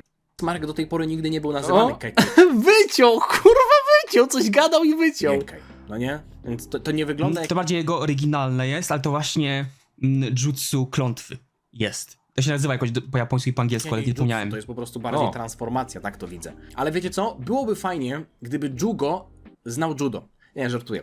Gdyby Jugo Ale słowne. miał, jako że ma tego Przepychanki. oryginalnego Kersmarka, miał na przykład jeszcze jeden stopień transformacji. Bo wiecie, okazałoby się na przykład, że kopiując jego DNA, nie da się w 100% Coś- odtworzyć tego, co potrafi sam Jugo. Ma swoje właściwości, tak jest, dokładnie. O. Nie da się w 100% odzwierciedlić oryginału. I rzeczywiście ma swoje właściwości specjalne. Nie wiem, czy już widział je, więc może nie będę mówił, bo... Więc zrobili po takiego prostu. udawanego Kersmarka. Widziałem, jak był w stanie leczyć Saskę, jak dawał mu kawałek. Zalepiał mu dziurę w klatce, kiedy walczyli z tym Big Maciem. Smarka, tak jak na przykład Kakashi ma prawdziwego Sharingana, ale nie jest w stanie z niego korzystać tak dobrze jak Uchiha, no nie? Tak, tak. Więc tak samo tutaj Kersmark, który jest skopiowany, ma pierwszy stopień transformacji, drugi, ale trzeci jest już zarezerwowany tylko i wyłącznie dla Ten jego Jugo, działa inaczej. tylko dla tego gościa, który ma Lepiej. I oryginalnego zależy w sumie, bo mu się wymyka spod kontroli, ale ma właściwości po prostu lepsze, głębokie. Kersmarka. Szczerze, gdybym miał postawić pieniądze na jakąś taką teorię, daję 2 dychy. Daję 2 dychy na to, że Ja tak 3. będzie, że Myślałem, że stracę 2 Jugo dychy. ma jeszcze 1 stopień. Chociaż wiecie co mnie zdziwiło? Że ja myślałem, że Jugo się pojawił przed tym więzieniem i Sasuke go nagle zabił. I oni nie poznali, że to jest Jugo. Bo gość się jakiś rudy pojawił, Sasuke go przeciął, on upada i oni mówią, dobra, idziemy po tego Jugo. No, Oczywiście padał. tego Jugo zabili. Ale chwilę się pojawia multum No tych- to było tak głupie. Czemu oni akurat Rudego puścili? Rudy siedzi w celi, Rudego puścili, Sasuke go zabija, idziemy po Rudego. Ja mówię, Rudy nie żyje. Rudy się nie dostał. jakichś ziomków, No. też przetransformowanych i Jugo pokazali jeszcze raz w celi, to ja mówię, to kim jest tym Jugiem? Kto jest tym Jugiem, kurwa? To Który dlaczego jest- Rudego pokazali, jak umiera? No, ale skoro podobny ten ja. prawdziwy Rudy... Ja tego nigdy nie zauważyłem. Pokazać jakiegoś, nie wiem, blondyna, albo jakiegoś bruneta. Taka zmyła jest. Ja się dla Albo zastanawiam, właśnie- łysego. Oni Jugo zabili, czemu oni go w ogóle nie znają, a on siedzi... Dałem się zrobić. No, widzicie, Tak, dałem to właśnie się chyba po to Naruto było. i Jiraiya podobało mi się, jak się umówili O. dosłownie na pokaz jutsu i ramen, będąc w gabinecie Hokage i sobie tak nagle wyszli. Jiraiya jest takim samym dzbanem jak Naruto, ale mówię to tak No, w takim podobni pozytywnym sensie. Oni nadają na podobnych falach czasami. Jugo dostał lekki build-up, jak tam otwierali mu te cele. To akurat było spoko. Zastanawiałem się, czy ta jego moc ma coś wspólnego z Zetsu, bo to trochę wyglądało jak te Tak, dwie osoby. wygląda podobnie, no. Zetsu, ten Zakatsuki, trochę tak, w zasadzie nawet bardzo wygląda, jakby miał 2 osobowości, bo on Tak, tak. dosłownie gada Bardzo, sam ze sobą bardzo. czasem. Myślałem może, że Naruto jakoś Zmienia bardziej swój teraz charakter. wierzy w Saskę po tej informacji, że on zabił Orochimaru. W zasadzie przez chwilę tak Ale było. to że nasi bohaterowie z Konohy to mieli 2 mocne dnie, no nie? Raz usłyszeli, że Orochimaru zabity przez Saskę, parę dni później Sasuke zabił jeszcze Itachiego.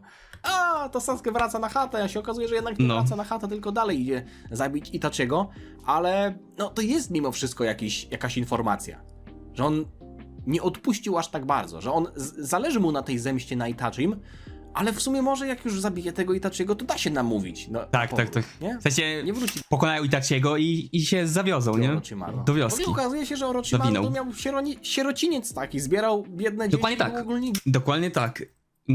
To był taki swego typu sierociniec, miał swego typu więzienia. Jakby osoby takie jak Karin czy Soigetsu to byli zaufani ludzie Orochimaru, którzy nie byli na uwięzi, którzy byli takim areszcie domowym, bym powiedział bardziej. Mieli swoje obowiązki, które muszą wykonywać. Naprawdę, to tutaj zaraz się Wierne okaże, że to psy. Orochimaru był największą ofiarą w całym Naruto. Kim Jakąś tam ofiarą był świata, no w sensie był po prostu sierotą.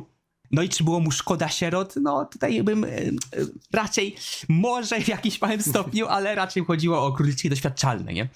Nie wszystkich traktował źle. To fajnie, że wrócił, dostaliśmy go troszeczkę więcej, no pokazał kilka razy te swoje umiejętności związane z kośćmi. W zasadzie to tylko, tak jak mówię, zostało wprowadzone po to, żeby Jugo miał po co dołączyć do Sasuke, no nie? A propos Sasuke, Jakby my to inaczej odczuwaliśmy, nie dlatego był Kimimaro, tylko Kimimaro rzeczywiście tam był od początku. My tak, ludzie raczej tak to odbierają, tak Jak od początku? mi się zdaje, bo nie było raczej takich głosów, że na siłę gdzieś Kimimaro był strzykiwany. Wiem też, Otaku nie mówi, że na siłę został, tylko że Nie. no jest to zabieg pewien po prostu, taki fabularny. No, ja tutaj, chodzi mi o to, że Kimimaro nie został sam, okej, może został troszkę sam rozwinięty, no bo został pokazany jako przyjaciel tego Jugo, ale mimo wszystko bardziej czułem, że Kimimaro został wykorzystany jako coś do takiego usprawiedliwienia postaci Jugo, jego motywu i tego, że poszedł za Saskę. Ale nie mówię, że to jest na siłę. Nie, no jakby to jest zrozumiałe zupełnie, że oni się znali, ale no jakby sam Kimimaro, jego Kekkei Genkai, no nie zostało rozwinięte. Tylko po prostu ta postać, którą znamy, została wrzucona dla Jugo, żeby Jugo był jakkolwiek powiązany już z kimś, kogo znamy, a nie, że jest totalnie z dupy. Że ta postać buduje drugą, więc go po prostu użyli. Nie, ale raczej ludzie tak to odpierają, że on zawsze był tym mentorem Jugo. Zdziwiło mnie to, jak pokazał, że ma węże. I też ten wątek tego, że on przejął umiejętności Orochimaru, się później pojawił też nawet Że, w kwestii nie, że przejął, ale nauczył się po prostu od Orochimaru wszystkiego. Nie przejął nic. regeneracji. Nie? Czyli przejął, no, teoretycznie można powiedzieć, że przejął, no. W tym No a jak się potem kurde regenerował w ciele, wychodził z jednej skóry z drugą, jak walczył z Itachim. Było tak. momencie byłem w stanie to jeszcze kupić, ale potem pojawiła się kolejna osoba z umiejętnościami Orochimaru, o której jeszcze będę Okej, nie, to są techniki, których Orochimaru nauczył ich. mówił. I wtedy narodziły się pytania. Tak jak mówię, do tego jeszcze przejdę. Dobra. Mówię, dziwne było dla mnie Zgadzam to, się. że Sasuke Ale pada. zebrał ekipę, która ma go trochę kierować. Tak by go pomagać mu, Pomóc nieść mu. go do tego, żeby on Oni są dokonał supportami tutaj, po prostu. personalnej zemsty. On sobie wziął Lulu, Nami, nie wiem, Sonę, nie? Albo nie, No nie, no wziął chyba sobie jakiegoś Malfighta albo Brauma. nie. Sorakę, Alistara i Pajka. Trochę takie niepasujące. Trochę się tak samo czuję jak wtedy, kiedy Sasuke mówił, że nawet jak Orochimaru przejmie moje ciało i to nie będę... Okej, to był Była blef, taka teraz mogę ci postać, już Faktycznie była taka postać. powiedzieć. To był po prostu blef. Nie zmienił zdania. Po prostu, I to nie będę... okej, to był blef. Wtedy, kiedy Sasuke mówił, że nawet jak Orochimaru przejmie moje ciało i to nie będę... Okej, to był blef. Teraz mogę ci już Aha. powiedzieć. To był po prostu blef. Nie zmienił zdania. Po prostu Orochimaru miał tak myśleć. Orochimaru to wiedział, ale Orochimaru miał tak myśleć. Sasuke cały czas grał. Ja, A. ale zabiję, będąc w moim ciele i Okej, to był szwindel. To był po prostu szwindel. dlaczego to... Sas jest mądrzejszy niż ja. Dla mnie zemsta będzie spełniona. No, Zobaczcie jak to, on... to nie Ale nie mogłem nic ty. powiedzieć. To szwindel. Dlaczego to... Jak ja jestem w tym samym momencie jego filmu, co on jest w moim momencie. Dosłownie tak to wygląda. Dla mnie zemsta będzie spełniona. No to nie będzie. Ale nie mogłem nic powiedzieć. Teraz Więc- jesteś ty, ale masz pomocników, więc nie wiem, czy O, on się czuje jesteś aż tak ty. mało pewny siebie, czy może jest bardzo ostrożny, ale z jednej strony to jest plus. To jest bardzo mądre, co robi, Chodzi do tak? tego rozsądnie, ale z drugiej Oczywiście. strony jest to dla mnie trochę dziwne, że on chce zemścić się na Itachim, a może być sytuacja na przykład, w której on w walce z Itachim upadnie i to Jugo zada mu ostateczny cios. Tak, tutaj możemy wrócić do tego. On się boi, że się boi. Jest świadomy tego, że może natrafić na Akatsuki. No i wtedy Na Kisame chociażby, no bo oni w dwójkach chodzą, nie? mamy mały Sasuke to przypał, nie będzie prawda? Problem? Nie wiem, tak sobie tylko myślę na głos. Przynajmniej te postaci Ale Kisame się zgodził na solówkę. Był tam. zostały Tu bardzo dobrze rozsądnie mi się zbudowane wydaje. i ogólnie zapowiadał się dobry ark z rozwinięciem Uchich. Myślałem, że więcej historii Uchich będzie rozwiniętej. Nie było, ale pojawił się, uwaga, ktoś jeszcze z klanu Uchiha. Swoją Tobiasz? drogą ta nazwa tej drużyny Hebi to oznacza wąż. Na początku się zastanawiałem, o co chodzi. Hebi. Tobiasz? Tobi? Madara? Może jednak to nie ma żadnego plot twista z Tobim. Po polsku brzmi to dość zabawnie, ale generalnie... A mi fajnie to- brzmi Hebi. to chyba... Ja tu może przyzwyczaiłem się do japońskiego. Mi ogólnie japoński brzmi bardzo, bardzo dobrze. Jak kiedyś na przykład Kuro, nie? To ciemność, czy mrok, różnie się to tłumaczy. No to tak kiedyś mi brzmiało jak kura. W sensie, kurwa. To ma być straszne? Tak samo miałem, jak oglądałem Huntera i jedna z głównych postaci ma na imię Kurapika. Ja mówię, kura? Pika? Pika serce? Pip, pip, pip. A kura pika. Kurwa, co to w ogóle jest za imię? Ale po latach, jak już trochę się tego japońskiego w różnych anime, głównie w Dragon Ballu, czy One Piece, czy Naruto osłuchałem, no to już brzmi fajnie, nie? Kura pika. Inaczej się to czyta niż kura pika. No to tak samo tutaj, nie? Kuro Shinigami? Kurwa. No dla Polaka to jakieś kurwa albo kura. Nie jest to zbyt straszne. ale teraz Kuro to takie, jakoś w uchu mi to Elementy lepiej brzmi tego arku, mimo tego, niż że kiedyś. były dwa Jest odcinki. takie O, wrażenie, piję. Z kodem Adacho i z kodem Nekon macie. Czy państwo Akurat piłem wodę wtedy, teraz też mam wodę. tego 10% taniej, dobra. To nie lokowanie. Chyba najfajniejszego. Tak myślę, że mogę powiedzieć. Na pewno najbardziej intensywnego, jeśli chodzi o moje myśli, które się w mojej głowie pojawiały. Zobaczyliśmy goglarza z drużyny Kakashiego. O, ciekawe tutaj co powie, ciekawe. Ktoś mi ostatnio, oczywiście następny komentarz, pamiętam nawet nick tego gościa, Yaminokura, coś takiego właśnie.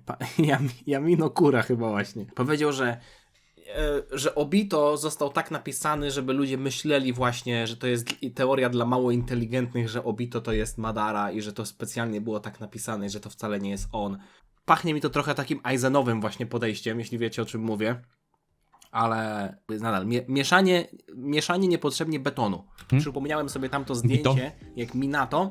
Mogę używać tego Trochę- imienia. tak. Pytaliście mnie skąd ja wiem, że... Ja wtedy mówiłem, że środkowy to Asuma, bo Peta pali. Czwarty Hokage był ojcem Naruto. No kurwa, przecież to widać, nie? No nie wiem, po prostu widać, że... To jest śmieszne. Poza tym już było nawet to w arku którymś tam na początku, że Minato, nawet Jiraiya mówił, że chyba kto Jiraiya mówił, albo Tsunade, że podobieństwo Naruto do Minato jest wielkie. No, Jak Skąd się możesz wiesz? mnie strzaić? Przecież 12-letni ja. to jest Nie ojciec był Naruto. zdziwiony, że Teraz to powiedział, że... zostało potwierdzone, więc już mogę tak mówić i mogę też mówić do niego po imieniu, ale drużyna Papa Minato, Minato. czyli Kakashi, To wczesne rysowanie było tych postaci. Obito i Rin, poznałem ją od razu, bo widziałem ją wtedy na tym zdjęciu. Wtedy się zacząłem Jego zastanawiać, mniej. Obito. Obiło mi się to o uszy. Można powiedzieć, że Lubię obito gry mi to słowne. imię o uszy i to wyście mi Jest. to imię obili o uszy. Wyście. Tak? Jedna osoba z was. Już kiedyś o tym komentarzu mówiłem ostatnio, że ktoś mi napisał w komentarzu Tobi to nie? Coś takiego. Ja tak tylko rzuciłem. i już widziałem kolejny komentarz właśnie, tak jak mówię, Tobi to Orochimaru. Rzuciłem okiem i od razu Znaczy, nie ma co wierzyć w komentarze, szczerze powiedziawszy. Ale dobra, zobaczymy co jeszcze. zwróciłem wzrok, ale to co zapamiętałem to właśnie to. Mhm. I ja wtedy sobie myślę, to jest Tobi. Obito to jest Tobi. Po pierwsze brzmi to tak samo, po drugie fryzura jest identyczna, po trzecie charakter jest identyczny i możecie mi wierzyć lub... No właśnie, to jest też ciekawe, bo Obito miał podobny charakter do Tobiego, ale już nie do Madary. Nie, Charakter ale identyczny? najpierw wpadłem na to sam, Ten głupkowaty, nie? Głupkowaty charakter. połączyłem wątki, po prostu Ogólnie, jeżeli chodzi o Tobiego, no to jest osoba, której można aż 6 postaci wkleić. Już liczę. Okej, 5-6 postaci można tam wcisnąć. Nie? I te 5-6 teorii ma jak najbardziej rację bytu, jeżeli chodzi o tę postać. Więc raczej się nie ma co nakierowywać. Ale w komentarze, te komentarze to są takie kurwa debilne. Nie wiem, czy oni bejtują cały czas. Niektórzy spoilerują, niektórzy bejtują. To nie da się w tym odnaleźć. Jak ja nie go Naruto, to bym nie wiedział, co się dzieje. wydawało mi się oczywiste, a potem dopiero przypomniałem sobie o komentarzu. Więc to było miłe zaskoczenie. No jakby dobrze mi się to oglądało. Spoiler to nie był praktycznie żaden, nie popsuło mi to, zwłaszcza biorąc pod uwagę, że wątek Tobiego jeszcze w tym arku został rozwinięty nieco Okej. bardziej. I Czy to będzie nie do końca tutaj? jest tak, że mamy jasną sytuację. Okej, no tak. Tak jak mówię, możesz przypisać to do 6 różnych postaci na przestrzeni serii. Nie? Ciężko. Dziwne było dla Sześciu aż? mnie to, że młody Kakashi był taki punktualny, wypominał innym spóźnianie się, Tak. podczas kiedy wiemy, że Kakashi jest bardzo spóźnialski, więc zastanawiało mnie to, skąd to To on się tu wzięło. zobaczył całą historię? To też Kurczę. zostało rozwinięte. No i jeszcze jak później zobaczyliśmy na plecach Obito ten herb klanu Uchiha, tego lizaka, tego Chupa-Chupsa, no nie? Ja No, mówię, no. ja pierdzielę. Tobi z Sharinganem, Tobi Uchiha z Sharinganem, to już było dla mnie za mocne. Jak to zobaczyłem, to zrobiłem duże oczy, bo tego akurat nie wiedziałem. I wtedy wpadłem na taką teorię. To jest to, co wpadło mi do głowy wtedy. Dawaj. Kakashi ukradł to Jakby tu nie będę jako specjalnie No to jest coś, w co nie wierzę, no bo to już się jakby wyjaśniło, ale wtedy tak myślałem. reagował, bo wiecie, naprowadzę. Tobiemu jedno oko, okaleczając go, dlatego Tobi dzisiaj nosi maskę z jednym otworem na prawym oku, bo widzi tylko na jedno oko. I ja byłem na 100% pewien. To nawet nie było 99% pewien. To mi tak dobrze grało, Może nie sama kradzież Sharingana, ale kwestia przeszczepu maski Tobiego. że ja byłem na 100% pewien. Byłem w stanie odciąć sobie rękę. Albo nawet dwie. Deidara, żeby postawić wszystko na to, że ta teoria ma sens. I wtedy sobie myślałem, że może Obito, jako że jest też Uchihą, może wszedł do Akatsuki, żeby zbliżyć się do Itachiego i w jakimś momencie go zabić, bo też chce zemścić się jako Tobi już, nie? Jako Tobi, to, że on wybił cały klan Uchiha. No tutaj mamy wątek jeszcze nierozwinięty. Jak się cieszy! Ale potem moją uwagę kompletnie odwrócił Minato. Ja pierdzielę, ja go chciałem tak bardzo zobaczyć w akcji. Myślałem, że on pierdyknie jakiegoś hiper Rasengana razy 10 z 20. W ogóle ta scena, jak on uratował Kakashiego, zrobił breakdance'a i jednocześnie ręką zostawił jakieś fiku-miku znaczki na stopie tego wariata i potem użył tych znaczków, żeby się do niego tepnąć. No gość zrobił pół minuty więcej niż Ino w całej serii. Stokrotnym kaiokenem i błyskawiczną transmisją.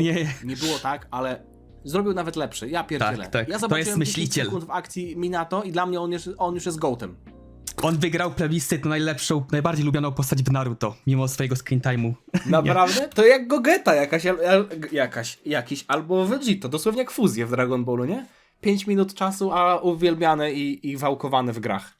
Więc Jakaś kurwa teleportacja. Jest taka. Jak oni jeszcze mówili, dostał że ja chcę go więcej. swoją mangę, by the way. Kishimoto Wow! zrobił na tam 20-lecie, już nie pamiętam na co dokładnie, chyba 20-lecie mangi, taki plebiscyt, która postać wygra, dostanie swoją własną mangę krótką. I Wow! właśnie, Będę czytał. Minato wygrał, dostał i jej była bardzo dobra. Wow! Nowelkę. Konochy.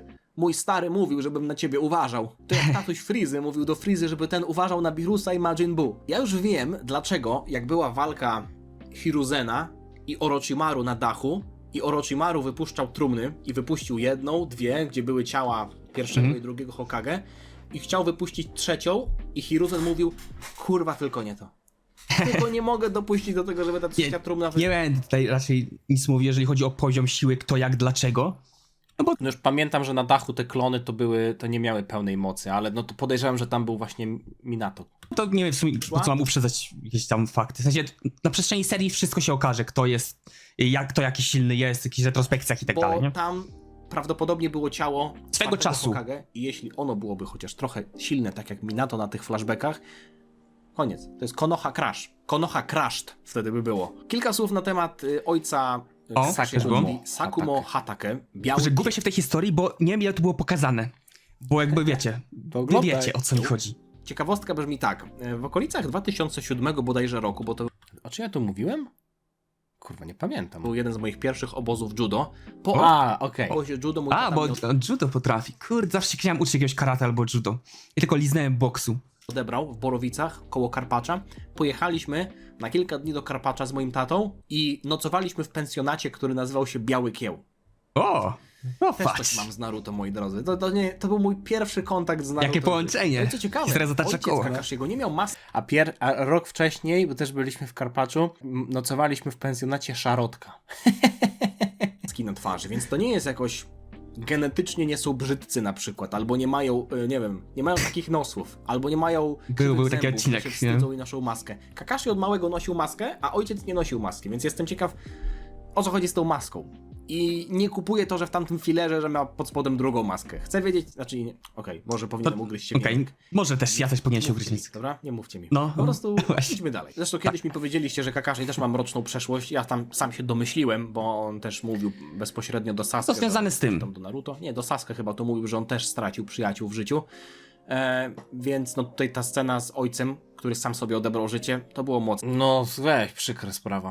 I zwłaszcza, że to był potężny wojownik i bohater Konochy. Mnie wyjaśnia, dlaczego Kakashi tak dbał o zasady. Ale w Tak, sumie... bo on się nie trzymał tych zasad Wjechali mu na psychę. i zapłacił za to, więc dla niego był debilem. Nie wrócił do niego. Dlaczego? I dlaczego zginął? No bo nie trzymał się zasad, więc wszystko zostało zwalone przez dzieciaka na nie trzymanie się tych zasad, więc człowiek i ninja musi je trzymać. Nie może się zhańbić. I tak wyglądało dzieciństwo Kakashiego właśnie. Punktualność, perfekcjonizm przede wszystkim. Uwagę to, że on dzisiaj się tak spóźnia. Tak sobie myślę, że dobrze się ogląda te filmy Nekona. Przyjemnie się siedzi, bo też nie czuję presji na tym, że ja muszę dobrze wyglądać, bo już moje okienko nie jest ważne w tym wszystkim, nie? Moje okienko, moja kamerka tutaj. Mogę sobie na chillku oglądać, tak jakbym na streamie siedział dosłownie. Czyli już nie dba za bardzo o zasady i też jak Chiyo w pierwszym arku Naruto Shippudena pytała o tego białego kła, to Kakashi tam trochę z uśmiechem o tym powiedział, nie? Tak mówi, no biały kieł, jestem jego Tak, synem. tak. To nie było tak, że odblokowało to w nim traumę, więc to wygląda tak, jakby Kakashi się już Kakashi to goat. był i się zastanawiałem, czy zobaczymy... Jestem w momencie, w którym Pain chyba zabił Kakashiego.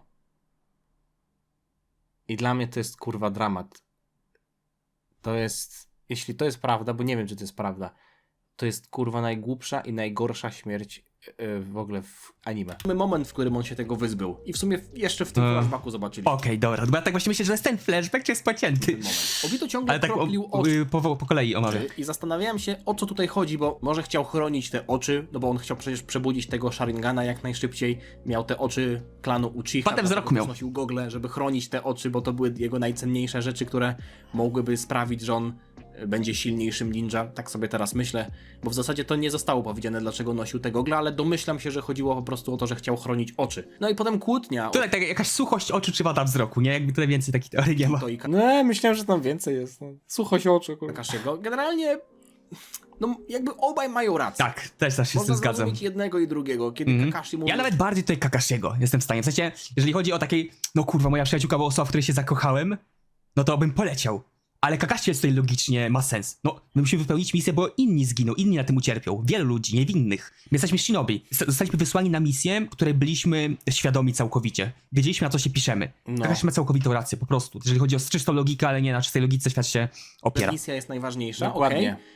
Ale no z drugiej strony Obito chciał ratować koleżankę. Jest ryzyko, nie? Lecieć za nią. To może zapunktować, ale może przynieść jeszcze większe konsekwencje. No to oni są ninja, a nie jakimiś tam harcerzami. I też miał rację. Więc Z trudno... dwojga złego po prostu poszedłbym za Kakashim, niestety. Ale znajdując się w sytuacji Obito i mając to samo, zrobiłbym to co Obito. No to jest tak ciężka sytuacja, że to jest niesamowite. Stronę, chociaż fajnie, że Kakashi wrócił uratować Obito, no i kurde, blizna Kakashiego. W Ta końcu legenda. zobaczyliśmy, o co chodziło z tą blizną Kakashiego. Ja w ogóle zapomniałem, że on ma bliznę na swoim lewym oku, więc zapomniałem, że taka scena musi się gdzieś Nawet młodego Kakashiego chciałem na miniaturkę wrzucić, taki był kozak. Ale mówię, nie, Minato. pojawić. Więc też wyglądało, jakby to Obito trochę wybił Kakashiemu te zasady z głowy. Albo inaczej mówiąc, jakby wyciągnął mu po prostu kija z dupy. I Tak, go trochę dokładnie. wyleczył z tej traumy. A tutaj już No, zaczęły się puzzle składać, bo jak Kakashi stracił oko i mieliśmy przyjaciela, który ma Sharingana, to już wiedziałem, że w jakiś sposób Obito mu odda tego Sharingana i też na początku musi go przebudzić, więc w tej scenie go przebudził. Mieliśmy super Super choreografię choreografię, walki, tak. jak ratowali te Rin. To jak zostało to współpraca. napisane z tym Sharinganem, jak chwilę później Obito leży pod Oj, tą mocne, skałą, mocne. ma połowę ciała Tylko wiecie, ta scena tutaj, jeśli Obito miałby być Tobim, jakimś nadal sposobem, nie? Że Obito to też byłby Madara, co trochę, nie wiem, nie ma sensu, bo Madara już w tamtym czasie żył, to by musiało sugerować, że ta przykryta, ta przygnieciona strona ciała Obito jednak nie została zniszczona i ten Sharingan też nie został zniszczony, bo Obito tutaj miał tylko jednego obecnie i go oddał Kakashiemu, nie? zmiażdżoną, ale druga jeszcze jest niezmiażdżona, więc tego Sharingana oddaje Kakashiemu i widzimy Kakashiego, który stoi i z tego oka lecą mu łzy i świetny soundtrack. On stoi na tej skale. W ogóle pękające Tak, tak. ostrze od jego ojca. Też wydaje mi się, że to mogła być taka metafora, że on przezwyciężył te traumy. Dużo jest tych metafor. Przywiązanie do zasad, tak samo jak W jego Naruto. ojciec. Że po prostu ratowanie przyjaciół jest ważniejsze niż tam stricte trzymanie się tego. Chidori. Ale teraz mi się przypomniało, jak mały Kakashi pokazuje Chidori, a w następnym arku, który teraz oglądam, kurwa, Konohamaru robi Rasengana. To też, ja pierdolę. Idziemy z punktu A do punktu B, a jak mi kolegę przygniotła skała, to po prostu nie odwracam się i Tak, idę idziemy dalej. do C. No i co dalej? Obito mimo wszystko został jakby zgruzowany dosłownie, ale wokół stali ludzie z tej wioski ziemi, z tego co pamiętam, więc wydaje mi się, że oni musieli tego Obito uratować.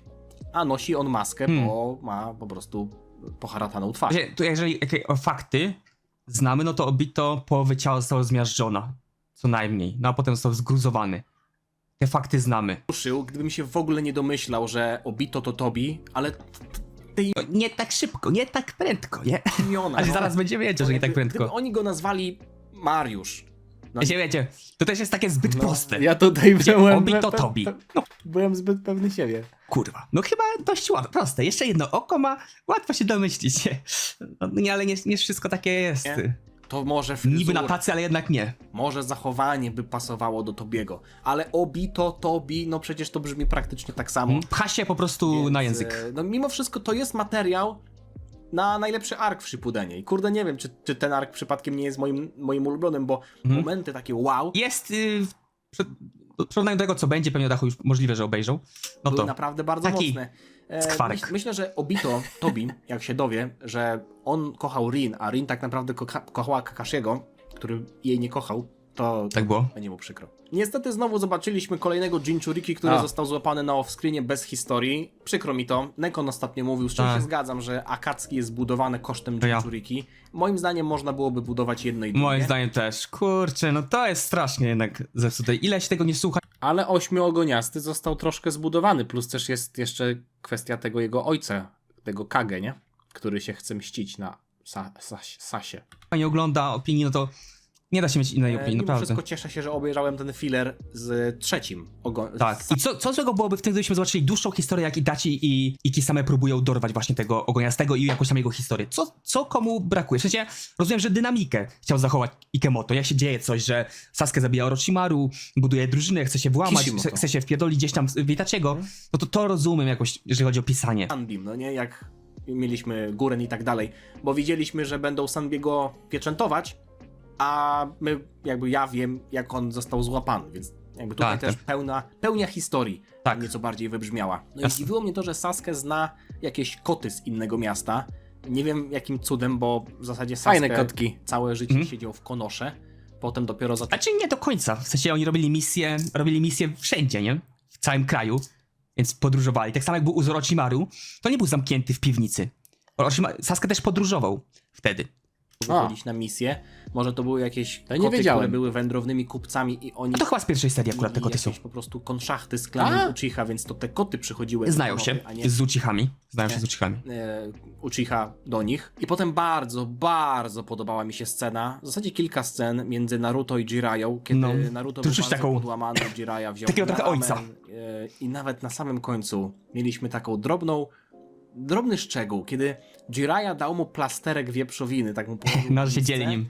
i Naruto nagle się rozchmurzył i mówił, że ta wieprzowina jest najlepsza na całym świecie, w ogóle zapomniał o wszystkich zmartwieniach. Jiraiya patrzył Jak małe na niego trzeba. jak dosłownie Tak, na dumny. swojego syna. Tak, tak. To też jest ciekawe, bo Fajne, Jiraiya fajne. mówił dosłownie pod koniec tego arku, że Ała. nigdy nie miał syna, ale gdyby miał, to mógłby czuć się dumny na przykład z takiego... Jiraiya jest porównywany często do dziadków pokroju Roshiego, Netero z Huntera, ale ja jak nie znałem jeszcze Naruto, to tak wydawało mi się to trochę śmieszne, dlatego że Jiraiya nie ma brody. On się nie wydaje aż tak stary. Zresztą on nie jest aż tak stary, dlatego tak myślałem, nie no jak takiego Jiraiya porównujecie do takiego Roshiego, który tam ma ponad 300 lat i jest staruszkiem i już tam jest dawno poza formą. Ale no historia Jirai, Roshi w ogóle nie ma ma troszeczkę historii, ale nie znamy całego backstory, nie? Ale kurczę, bardzo urosła we mnie ta postać, bo też na początku Naruto ona była taka, jak był ten Konoha Crash, nie? Oj, tam se potańczył, coś tam se porobił, ale nic wielkiego nie widzieliśmy. No, teraz go lubię, bardzo go lubię. Kim był chyba Minato czy Naruto, chociaż nie pamiętam o kim konkretnie mówił, ale mówił jakby bezpośrednio. I obaj. Nie miał syna, więc nie wie do końca jak to jest być dumnym z syna, ale ta ich relacja, bardzo mi się ona podoba, naprawdę. No ale później przeszliśmy do misji i tam w tej misji Kiba mi akurat średnio pasował, nie wiem, wszyscy mi tam pasowali. On Ogólnie dlatego, bo ma węch. Nie wiem, czy to nie było w pierwszej serii to samo. Ja wiem, ale mi chodzi o to, że ja go nie lubię za bardzo. Identyczna sytuacja. Chyba Adacho właśnie gadał, że Kiba mu tam nie pasuje i nie jestem pewny. A i to samo odpowiedziałem mu. W sensie on jest tropicielem. Niektórzy wyczuwają czakrę, a on po prostu pod węch potrafi, nie wiem, z 3 kilometrów. Chyba aż czuję taką nie nostalgię, tylko Déjà vu. że wiecie, że to już mówiłem, to się już stało Prawie kiedyś. wszystkie Nie wiem, jak się to postacie, które nazywa. tam są, prócz Kiby, jakoś tak średnio go lubię. Identycznie, tak mi się zdaje. Ktoś ostatnio napisał, że to jest taki Yamcha Naruto. No. Nie poszedłbym aż tak daleko, Okej, to jest aż bardzo takie- użyteczny, zwłaszcza to, że Kakashi nam A, dobra, że Yamaha jest tak bezużyteczny. go pochwalił, Yamacha? się okazało, Kurwa, że nie on pamiętam. jest w stanie czuć Yamaha. lepiej niż psy Kakashiego, ale to, że Ale tak turbo bardziej, turbo. Hinata została włączona do tej drużyny, ja rozumiem, Byakugan i te sprawy, Tak. ale kurde, Hinata będzie robić Itachiego? Chcę to zobaczyć. Ekipa, nie? Tu Kakashi jest dla Itachiego, zobaczyć tak walkę na naprawdę. gołe klaty. A reszta to jest raczej supporci. Hinata kontra Itachi, dajcie mi to. Sai oczywiście jeden raz Nie usłyszał żartu o gołych klatach. tam cały Ja to arch support obecnie trochę. jest moim MVP, bo Saj. chciał zostać przyjacielem psa i potem jeszcze dano inniki. To jest zajebiście No. napisana postać. Co jeszcze jest zajebiste, to te kapelusze, bo dosłownie no mówię, ja sobie zrobiłem nawet cosplay. Ogólnie postacie z Akatsuki mają zajebisty design. Tak, postarane są. Strasznie się nad nimi Ikemoto pochylił, nie? I to fabularnie Ikemoto? Jak Ikemoto? Myślałem, że Kishimoto się nazywa. Pod i kątem nie tylko. strojów. Te stroje są świetne. A, to ale też też z tego, te kapelusze, okej. Bo też maski, myślałem, że Itachiego, bo Itachi w wiosce No liście miał, nosił miał, takie miał. coś, jak się pierwszy raz zjawił. nie maski, jakieś fryzury, świetnie one wyglądają. Dlatego się mówi, że antagoniści jakby twarze, Naruto to umiejętności koks. też, chociaż no w kontekście Deidary jeszcze dzisiaj powiem parę cierpkich słów, ale ogólnie grupa antagonistów top. Jak zobaczyłem, że... A, jeszcze mieliśmy... Kurde, tu jeszcze się tutaj te Deidary się biły. No tak. Naruto i Hinata są w jednej drużynie, to miałem trochę nadzieję, że będzie jakieś rozwinięcie tej relacji, chociaż do tej pory się tego nie doczekałem. No i te psy Kakashiego, one naprawdę są Inne mega priorytety silne, bo są. dosłownie od tak znaleźli zapach Sasuke, nie? Jakby wyszli z wioski, mówimy, musimy znaleźć Sasuke.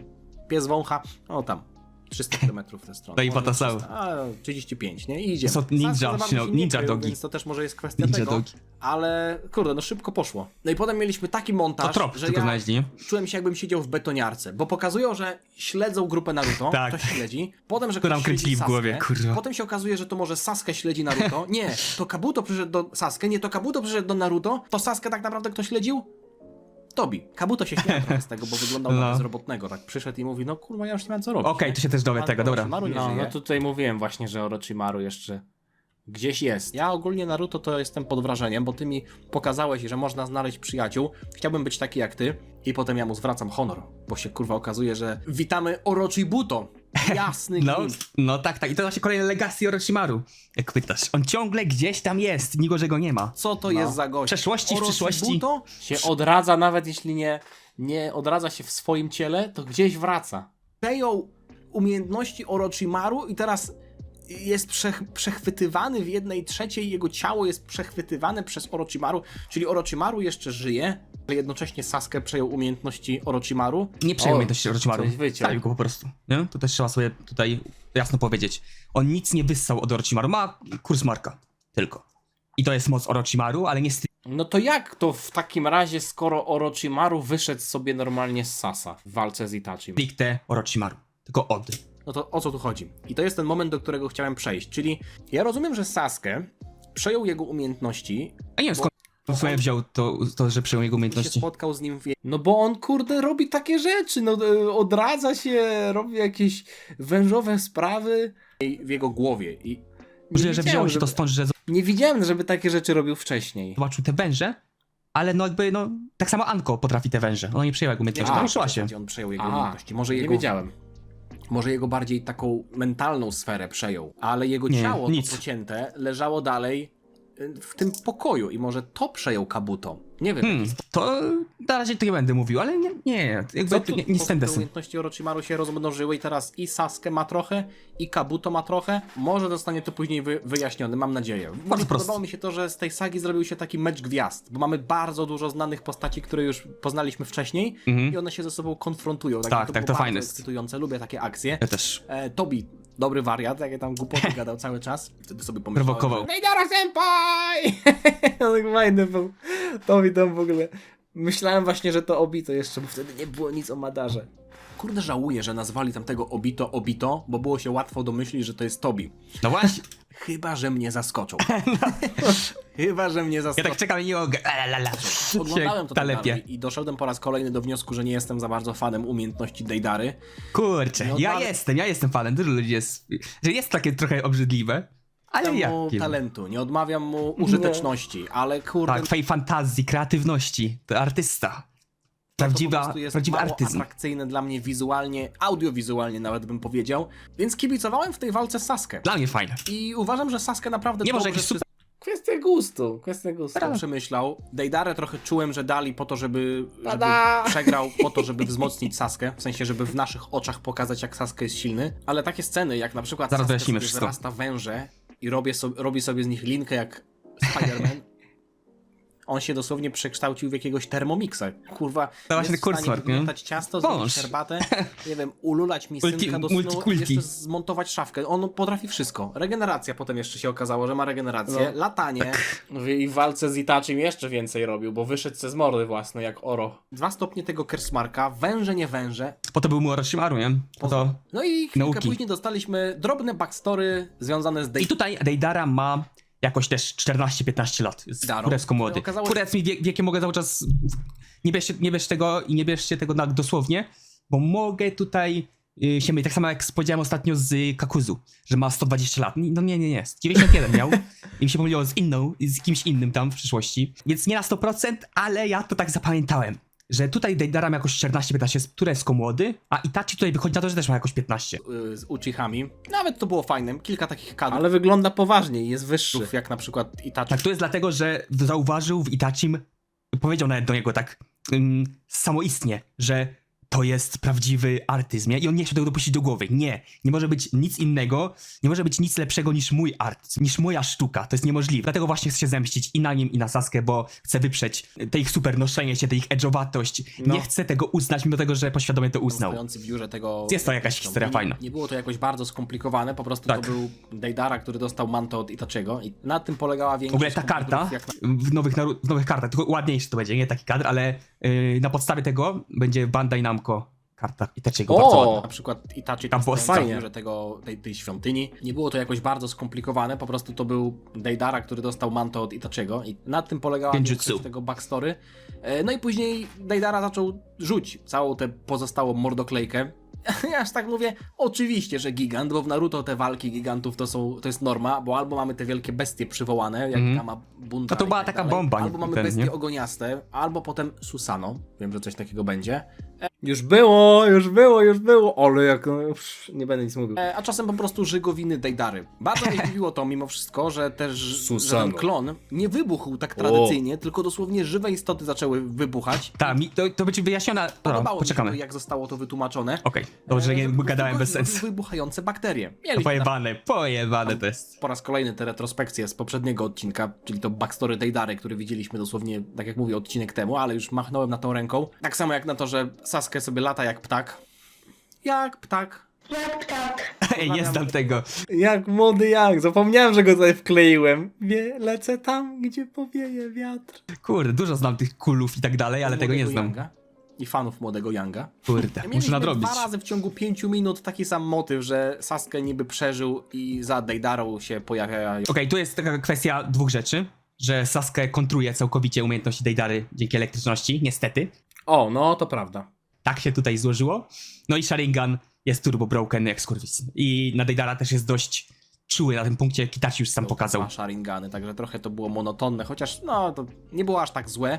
Generalnie Sasuke No a i tak Sasuke wyszedł ledwo co z tej walki, więc mimo tego, że miał takie kontry na Deidarę, to nie poradził sobie aż tak lekko. Walka podobała. zaimponował, jak się zresztą też rozgadał trochę, tłumacząc całą fabułę. Zawsze mnie to bawi. A, musiał, no to wszędzie tak Za jest. bardzo nic nie mówi. Dla widzów musi wytłumaczyć, co się właśnie wydarzyło. A, Dobrze, Jujutsu Kaisen był lektor na przykład. Że ten gen po prostu O, mówił jako I w Hunterze. Ten lektor w Sadze Mrówek najlepszy. lektor. Nie za bardzo mi się to podobało. W sumie ja jestem już tak into Narrator. anime, że takie, w ogóle mi to nie przeszkadza, że ktoś tłumaczy. W sensie zwracam uwagę oglądając Patrona, że co za debil, fajnie, tłumacz, ale jakoś nie boli mnie to strasznie. Nie? I wolę to niż taki lektor znikąd, bo jakbym czuję się, jakby ktoś tam opowiadał coś, co już było, a ja chcę oglądać na bieżąco. Było to wytłumaczone, bo mieliśmy zawarte tutaj kontry typów, no i nawet to, że on Tak. rzucił miecz specjalnie, to było dla 2 powodów, żeby się wybić, ale też żeby sprawdzić, czy faktycznie będzie w stanie rozbroić tę bombę. No Uziemienie świetnie to takie. rozegrał. Tak samo fajny był motyw z ustami na klacie Deidary, jak on już przygotowywał się do tego Tak, to Zjadłaś? O. Zjadłaś sobie jedzonko? jest core jego techniki kolejny raz, takie jego prawdziwe serce. Każdy z Akatsuki ma jakąś dziką umiejętność Zastanawiam właśnie się, tego jak typu. Sasuke- Tych, których do tej pory widzieliśmy. Będę musiał ciąć to wideo, Tak kurde. jak ten Shinhan podczas 23 No właśnie Tenkeichi widzę. Budokai zrobił dziurę w ziemi i wszyscy się tam skryli, kiedy Piccolo Junior robił taki wybuch, co zniszczył całą wyspę. Że z brzucha?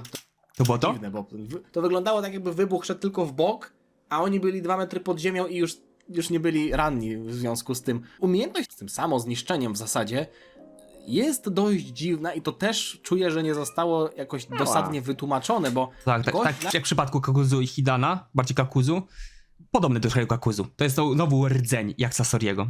nagle zrobił się przezroczysty i zmienił się w jakiegoś futrzaka, w jakiegoś Zakazana technika wioski chmur, wioski skał, futrzaka, który nagle wybuchł. którą wykradł.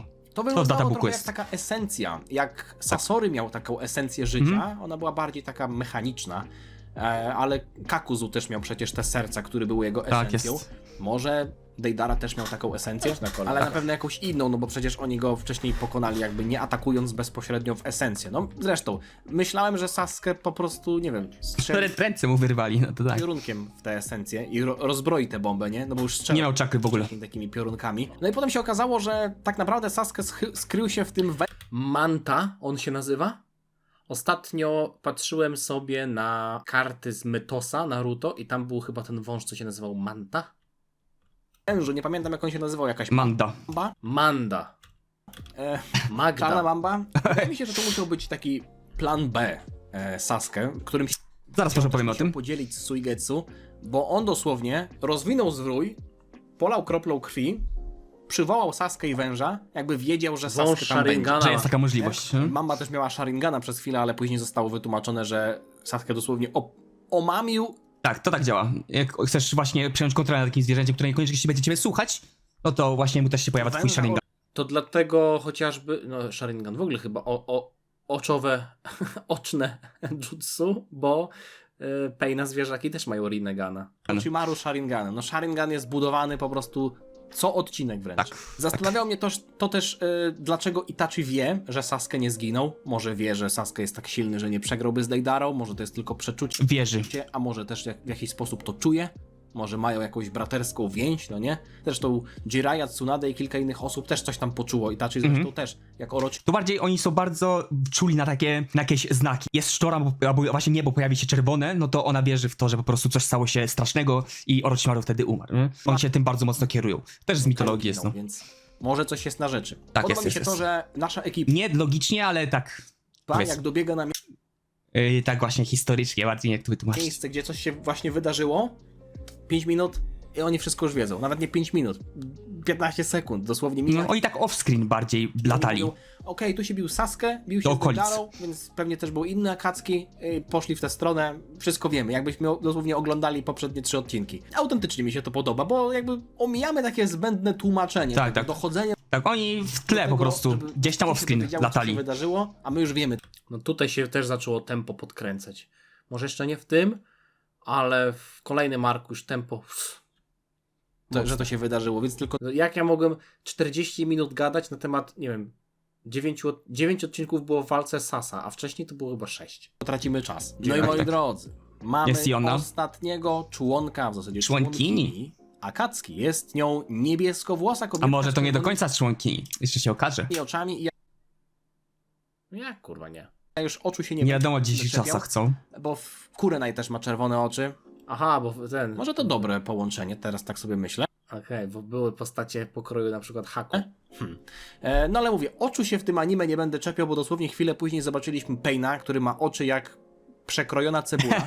Długo jak No, to jest właśnie, używa się do bieda cosplayów, używa się właśnie czerwonej cebuli, jak Rinnegan. 16 w ogóle stał z ptaszkami. Też jest silny i też jest rudy, także Ktoś chce cebulę wkłada do oka? Wow. pasuje. No ale później...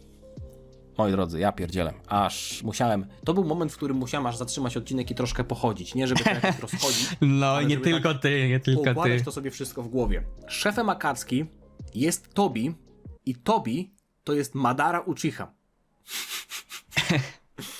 Kurwa, absolutne kino można powiedzieć. Ja No, byłem twistują pewien, i twistują. szczerze pewien, że Tobi to Obito, iż z ręką na sercu nadal uważam, że Tobi to Obito, tylko on zmienił imię na Madara. Uchiha nazwisko To w ogóle nie ma sensu teraz, jak o tym myślę, ale... takie samo, nie musiał zmieniać nazwiska.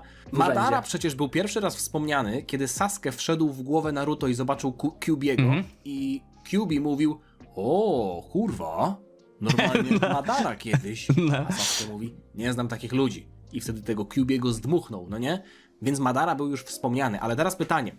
Jeśli Madara jest tak stary, The true że power spotkał of się I. z Kyubim, chociaż czy tak stary. No Kyuubi sobie był na wolności jak jeszcze Naruto nie żył, a Naruto ma kilkanaście lat, więc to mogło być równie dobrze, nie wiem. Okej, tutaj strasznie potrzebuję po prostu informacji, Adacho, żeby coś rozkminić, nie? Tutaj na bazie zerowych informacji nie może wiedzieć czegokolwiek, no. 20 lat temu, Nie da to się. nie jest aż tak dawno temu. Ale Asuma na przykład miał 30 lat, co było mówione, nie wiem ile lat ma Kakashi i jaki... Kakashi to chyba, kurwa, 28, 31, coś takiego.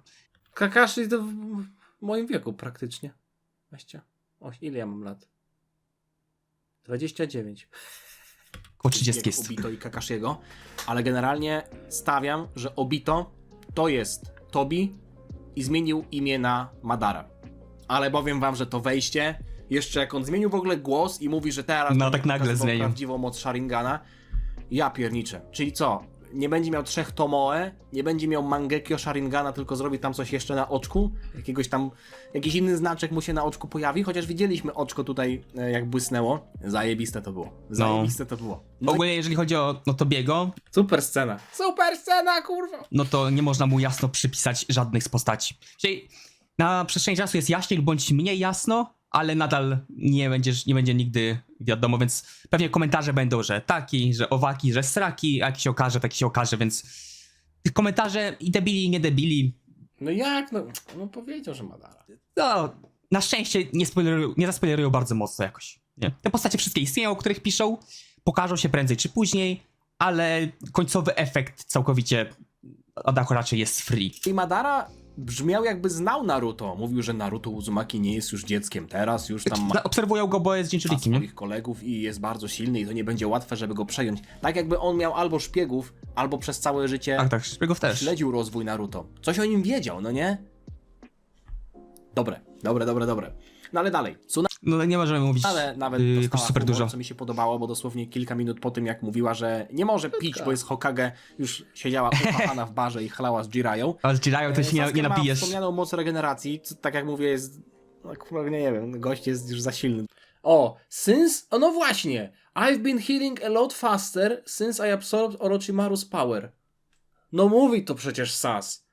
Leczy się mocniej od malutka, nie uciekaj. Odkąd zaabsorbowałem moc Orochimaru. Według To jest siła Orochimaru, w sensie znowu, kursmark. mnie, nie wiem co on jeszcze dostanie w tym arku, może będzie miał błyskawiczną transmisję. Niespodziewane spotkanie z... A, nie dokończyłem w sumie. Nie powiedziałem najważniejszej rzeczy, bo chciałem poczekać. Sasuke walczący z Deidarą.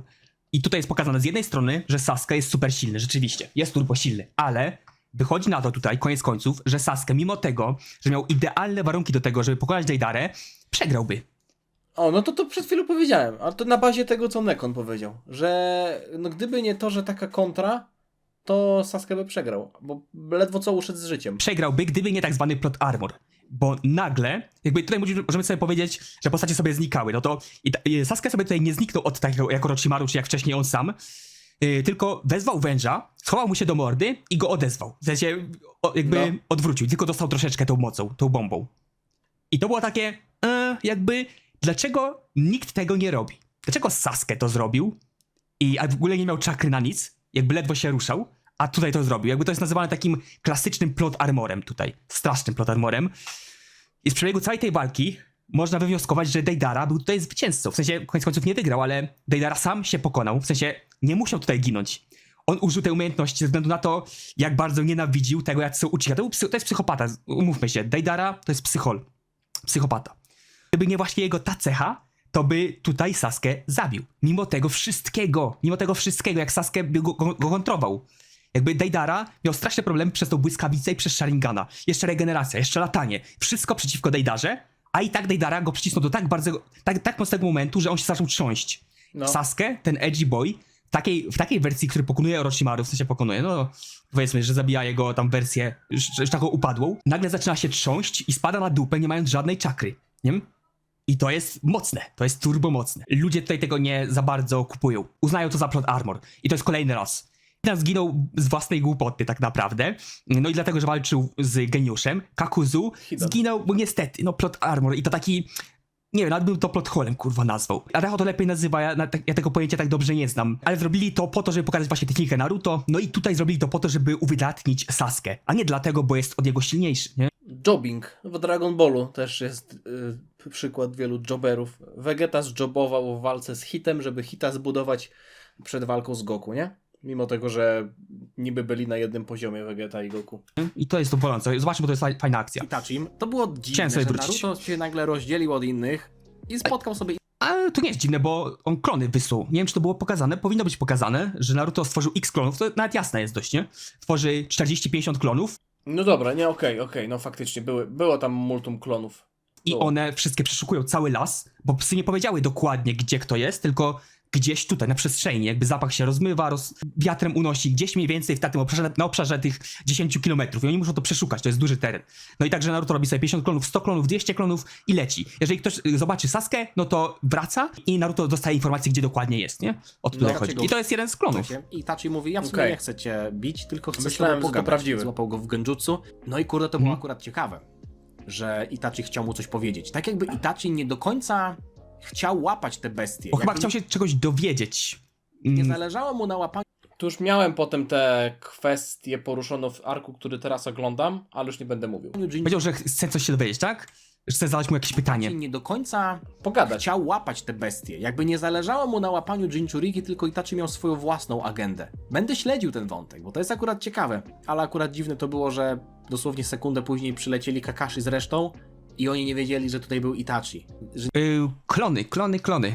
Jeszcze raz klony. nikt nie wyczuł tego w żaden sposób. No, moi drodzy, ostatni wątek tego odcinka to to, że robią się niebezpieczne podwaliny pod śmierć Jirai. Nie wiem, czy on umrze, czy nie. A to ja też tak czułem, zaraz w ale zaraz komentarzu, zobaczymy, co powiem. No, wolałbym go nie przeczytać, chociaż on nie był bezpośrednio spoilerem, daj. ale był taki sugestywny. Wiecie, to spotkanie na ławce ostatnie, jak To jest takie jasne przekazanie nam, nie? Jakby, no kurde, jakby to jest typowe podwaliny pod śmierć właśnie. emocjonalna, że normalnie ażby tego Jiraiya pocałowała, że to jakaś, nie wiem, stara miłość nie rdzewieje. No, Nawet taka mówiła, stara że miłość. chciałaby ruszyć tyłek dla niego, żeby go uratować. Jakby Tsunade chciała w końcu ruszyć tyłek sprzed tego biurka. Nie może, nie? Ona ma swoje obowiązki, no jakby to jest taki Ja już przytrzymanie wiem, że ona postaci. nie rusza tyłka bez większego powodu, zwłaszcza, że jest Hokage. Fajnie też, że wspomnieli, że Kakashi praktycznie mógłby być takim zastępczym Hokage, więc dla mnie to jest... Mógłby być Hokage, ogólnie. Na spokojnie mógł być potwierdzenie tego, że Hokage. Kakashi jest najsilniejszym ninja w wiosce. O, ciekawe. Czy będzie jeszcze wspomniany ten z listy, który był warty tam 4 miliardy? Był Kakuka Kikiku, jakieś tam Hahuza Hamamuza. biorąc Nic pod nie uwagę mówimy tutaj. Hokage, No teoretycznie- w ogóle Sanninów, teraz takich bardziej ninninów, bo jest ich dwóch, nie? No i padło imię Minato Namikaze, jest to ojciec Naruto, Jiraiya jest nauczycielem Minato, to w ogóle było dla mnie zaskoczenie, bo tego nie kojarzyłem, wydaje mi się, że to też była nowość, czyli że to Jiraiya uczył tego zajebistego Minato i że to on go nauczył Rasengana, Tak. czyli Hiruzen uczył Sanninów, Minato uczył tę trójkę, którą... Hiruzen uczył Sanninów, no, czyli też Jiraiya uczył Minato uczył Kakashiego, Kakashi uczył Naruto. widzieliśmy w retrospekcjach. Znaczy Minato sam się tego nauczył, ale no Jiraiya mu pomagał w tym. Znaczy, to manga też o tym jest w sumie o stworzeniu Rasengana. To i Rin. O. Wspomniana została też matka Naruto, Kushina Uzumaki. Też tam co robiła. Minato Namikaze, Kushina Uzumaki. To były nazwy, których za bardzo nie kojarzyłem.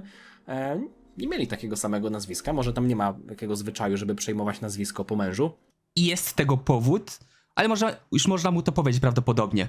O. To jest kwestia taka, dlatego Naruto ma Uzumaki, a nie Namikaze, bo jakby to było bardzo znane nazwisko ze względu na Minato. W sensie on się tak wybił, że widziałeś, że się go bali, nie? Wszyscy go znali i bardzo wielu osobom zaszedł za skórę na wojnie.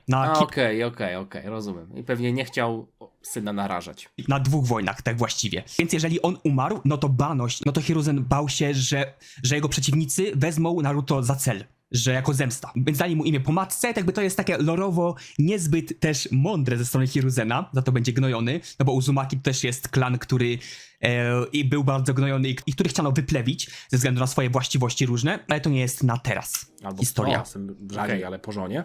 No i kurde, fajnie było zobaczyć taką szkoda emocjonalną Tsunade. stronę Tsunade, która dosłownie płakała i jej aż usta drżały. Jakby przeczuwała że coś, nie? kiedy Też widziała, jak właśnie. Jiraiya odchodzi. Ostatni raz go widziała. Moim zdaniem Tsunade, mimo tego, że to było takie pokazanie jej z miękkiej strony, ale to naprawdę śmierdzi. 3 rzeczy śmierdzą. Ta Tak, scena, kiedy Jiraiya z Tsunade tak, rozmawiają no, o tym, śmierci. ja nie umrę. Możesz założyć, Tak, że nie umrę. jeszcze ale płacze może po tym, umrę. jak A może idzie. ja nie umrę, nie wiem. No co mamy myśleć Chwilę później, sobie? Teraz wiem, że następne odcinki to są Kroniki Jirai. O, jakbyśmy mieli zobaczyć akurat co tam się u niego działo w młodości, jak Hiruzen go uczył, bo przecież zaraz umrze, więc będziemy musieli No. bardziej przejść scenę. Bardzo często tak jest, nie? No, zawsze retrospekcje przed śmiercią jakiejś ważnej postaci. To kolejny taki punkt. Ale też z drugiej strony możemy sobie pomyśleć, Ale stop dajcie nam klatkę coś tak dał. oczywistego, więc to nie może być tak oczywiste, prawda? I komentarz, który przeczytałem. O, zaraz będzie mój ulubiony moment z Jirayo. Smutna buźka. Nie pamiętam, kto to napisał, ale taki komentarz się pojawił i ja sobie myślę, no to już mogłeś sobie darować, nie? To nawet mogło dotyczyć retrospekcji jego, bo niekoniecznie muszą być... Niekoniecznie muszą No, retrospekcje, czy były aż tak smutne? Na pewno nie smutniejsze niż już walka z Painem. być super szczęśliwe, że tak powiem. Ulubiony Też tak sobie trochę myślałem. moment z Jirayo, smutna buźka. A dlaczego smutna buźka? Jakby był ulubiony No moment z można Jirayo, łączyć kropki, no jak można. robi zajebiście kamehameha kurwa razy 100, to byłaby zajebista buźka. A Nie, bo kroniki to jakby przeszłość jego, no to pewnie już oglądał Adacho Kroniki smutna buźka Jirai. jest pewnie dlatego, że zdechnie. Kurwa! No dobra, nie... Jeszcze nie wiem, niby z Obito też wiedziałem, a jednak się dobrze bawiłem, więc mam nadzieję, że wam się podobało. Zostawcie lajka, Nice. zostawcie suba. że- Szybciej nam poszło, co? Jeśli wam się średnio, to Mi tak średnio, godzina 50. zostawcie lajka chociaż za ten cosplay. Widzicie, że pociąłem Ja kurwa zostawię. papier toaletowy i ja teraz z niego nie będę, chociaż szczerze...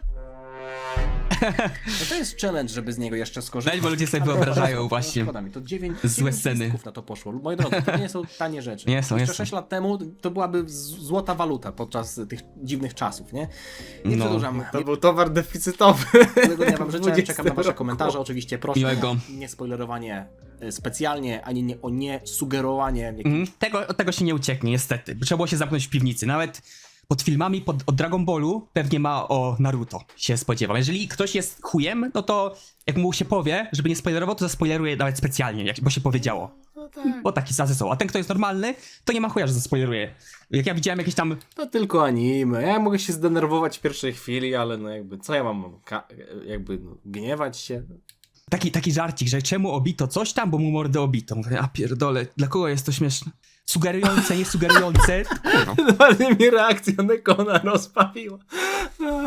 Po co w ogóle takie coś pisać? W sensie już nawet abstrahując od śmieszności. Dla kogo No to jesteś? sugerowanie w którąkolwiek stronę, no to jest takie średnie. Po co? Jakby, ale tego się nie uniknie, wiem, i tyle. Na szczęście Tobi jest taką postacią, do której można przypisać 6 różnych osobowości i jeszcze Adacho się zaskoczy. W sensie nie będzie nigdy pewien niczego tak naprawdę. Czy to są właśnie jakieś informacje podane dziwnie na tacy? Czy właśnie oni chcą to zrobić, żebyś specjalnie uwierzył w coś, co nie może się stać, albo coś, co jest bardzo obvious? Czy właśnie robią ci twista? To będzie takie coś, że na szczęście nie sobie spoilerują, mogą sobie pisać, co chcą tak naprawdę, mogą ci robić w chuja. Z tym będzie wszystko okej, jak najbardziej. mogą sobie- Co do filmu, to bardzo fajnie, że sobie to podzielił. Myślę, że dawałem tutaj więcej konkretów. Tak jak mówiłem, nie czuję się super na siłach. Wydaje się, że mam zaćmiony trochę umysł. Więcej się ją Dobrze było. Nawet, kurde, dłużej niż mi wyszło, niż muszę myślałem. częściej wziąć oddech, bo mam tak zwany air hunger po tych lekach, w sensie od tych leków bardziej. Dlatego sobie to potnę i jeżeli chodzi o ten film, to jak najbardziej super. Wydaje mi się, że to jest taki, jeżeli ten wstęp mu się spodobał, no to najbliższe kilka arków będzie dla niego cudem miodem. Jestem ciekawy, co powie. W sensie na pewno będą rzeczy, które mu się nie spodobają i bardzo chętnie to zobaczę. Bardzo chętnie posłucham, co mu się podobało, co mu się nie podobało. I też będziemy w stanie kilka rzeczy wyjaśnić, tak jak tutaj. Niektóre na pewno. Dobra. Do następnego Adacha. Na tym kanale będę nagrywał jak wyzdrowieję 100%, także do następnego. Kurde, no to zdrówka w takim razie życzę. Dobrze się oglądało, nie będę robił zbędnego przedłużenia. Jeśli wam się podobało, zostawcie lajka, zostawcie suba i odwiedźcie kanał Nekona, ten główny kanał i ten kanał tutaj z komentarzami. Tak jak mówię, ten film widzicie przed tymi kronikami Jirai, które są już wrzucone dla wspierających i tydzień gdzieś po kronikach Jirai będzie publiczny film z walką Sasa i Itachiego. Ja jestem w trakcie oglądania kolejnego arku. Jeśli chodzi o ten filerowy, to ja tylko wspomnę dosłownie w kilku słowach, co tam się działo. Nie będę robił osobnego odcinka, tylko minutka na temat tego filerowego arku, bo tam nawet nie chciałem nagrywać na ten temat odcinka. I lecimy dalej. Pain Konoha Crash 2. Miłego dnia wam życzę, Nekon. Dzięki za super analizę po raz kolejny. Widziałem też, że już w zasadzie w momencie, w którym skończyłeś nagrywać ten odcinek, to ja wrzuciłem Jiraiya, więc pewnie nie wiem, czy miałeś siły dalej nagrywać od razu, ale czekam na kolejne przemyślenia, bo teraz się będzie działo. Nie przedłużam. Dziana!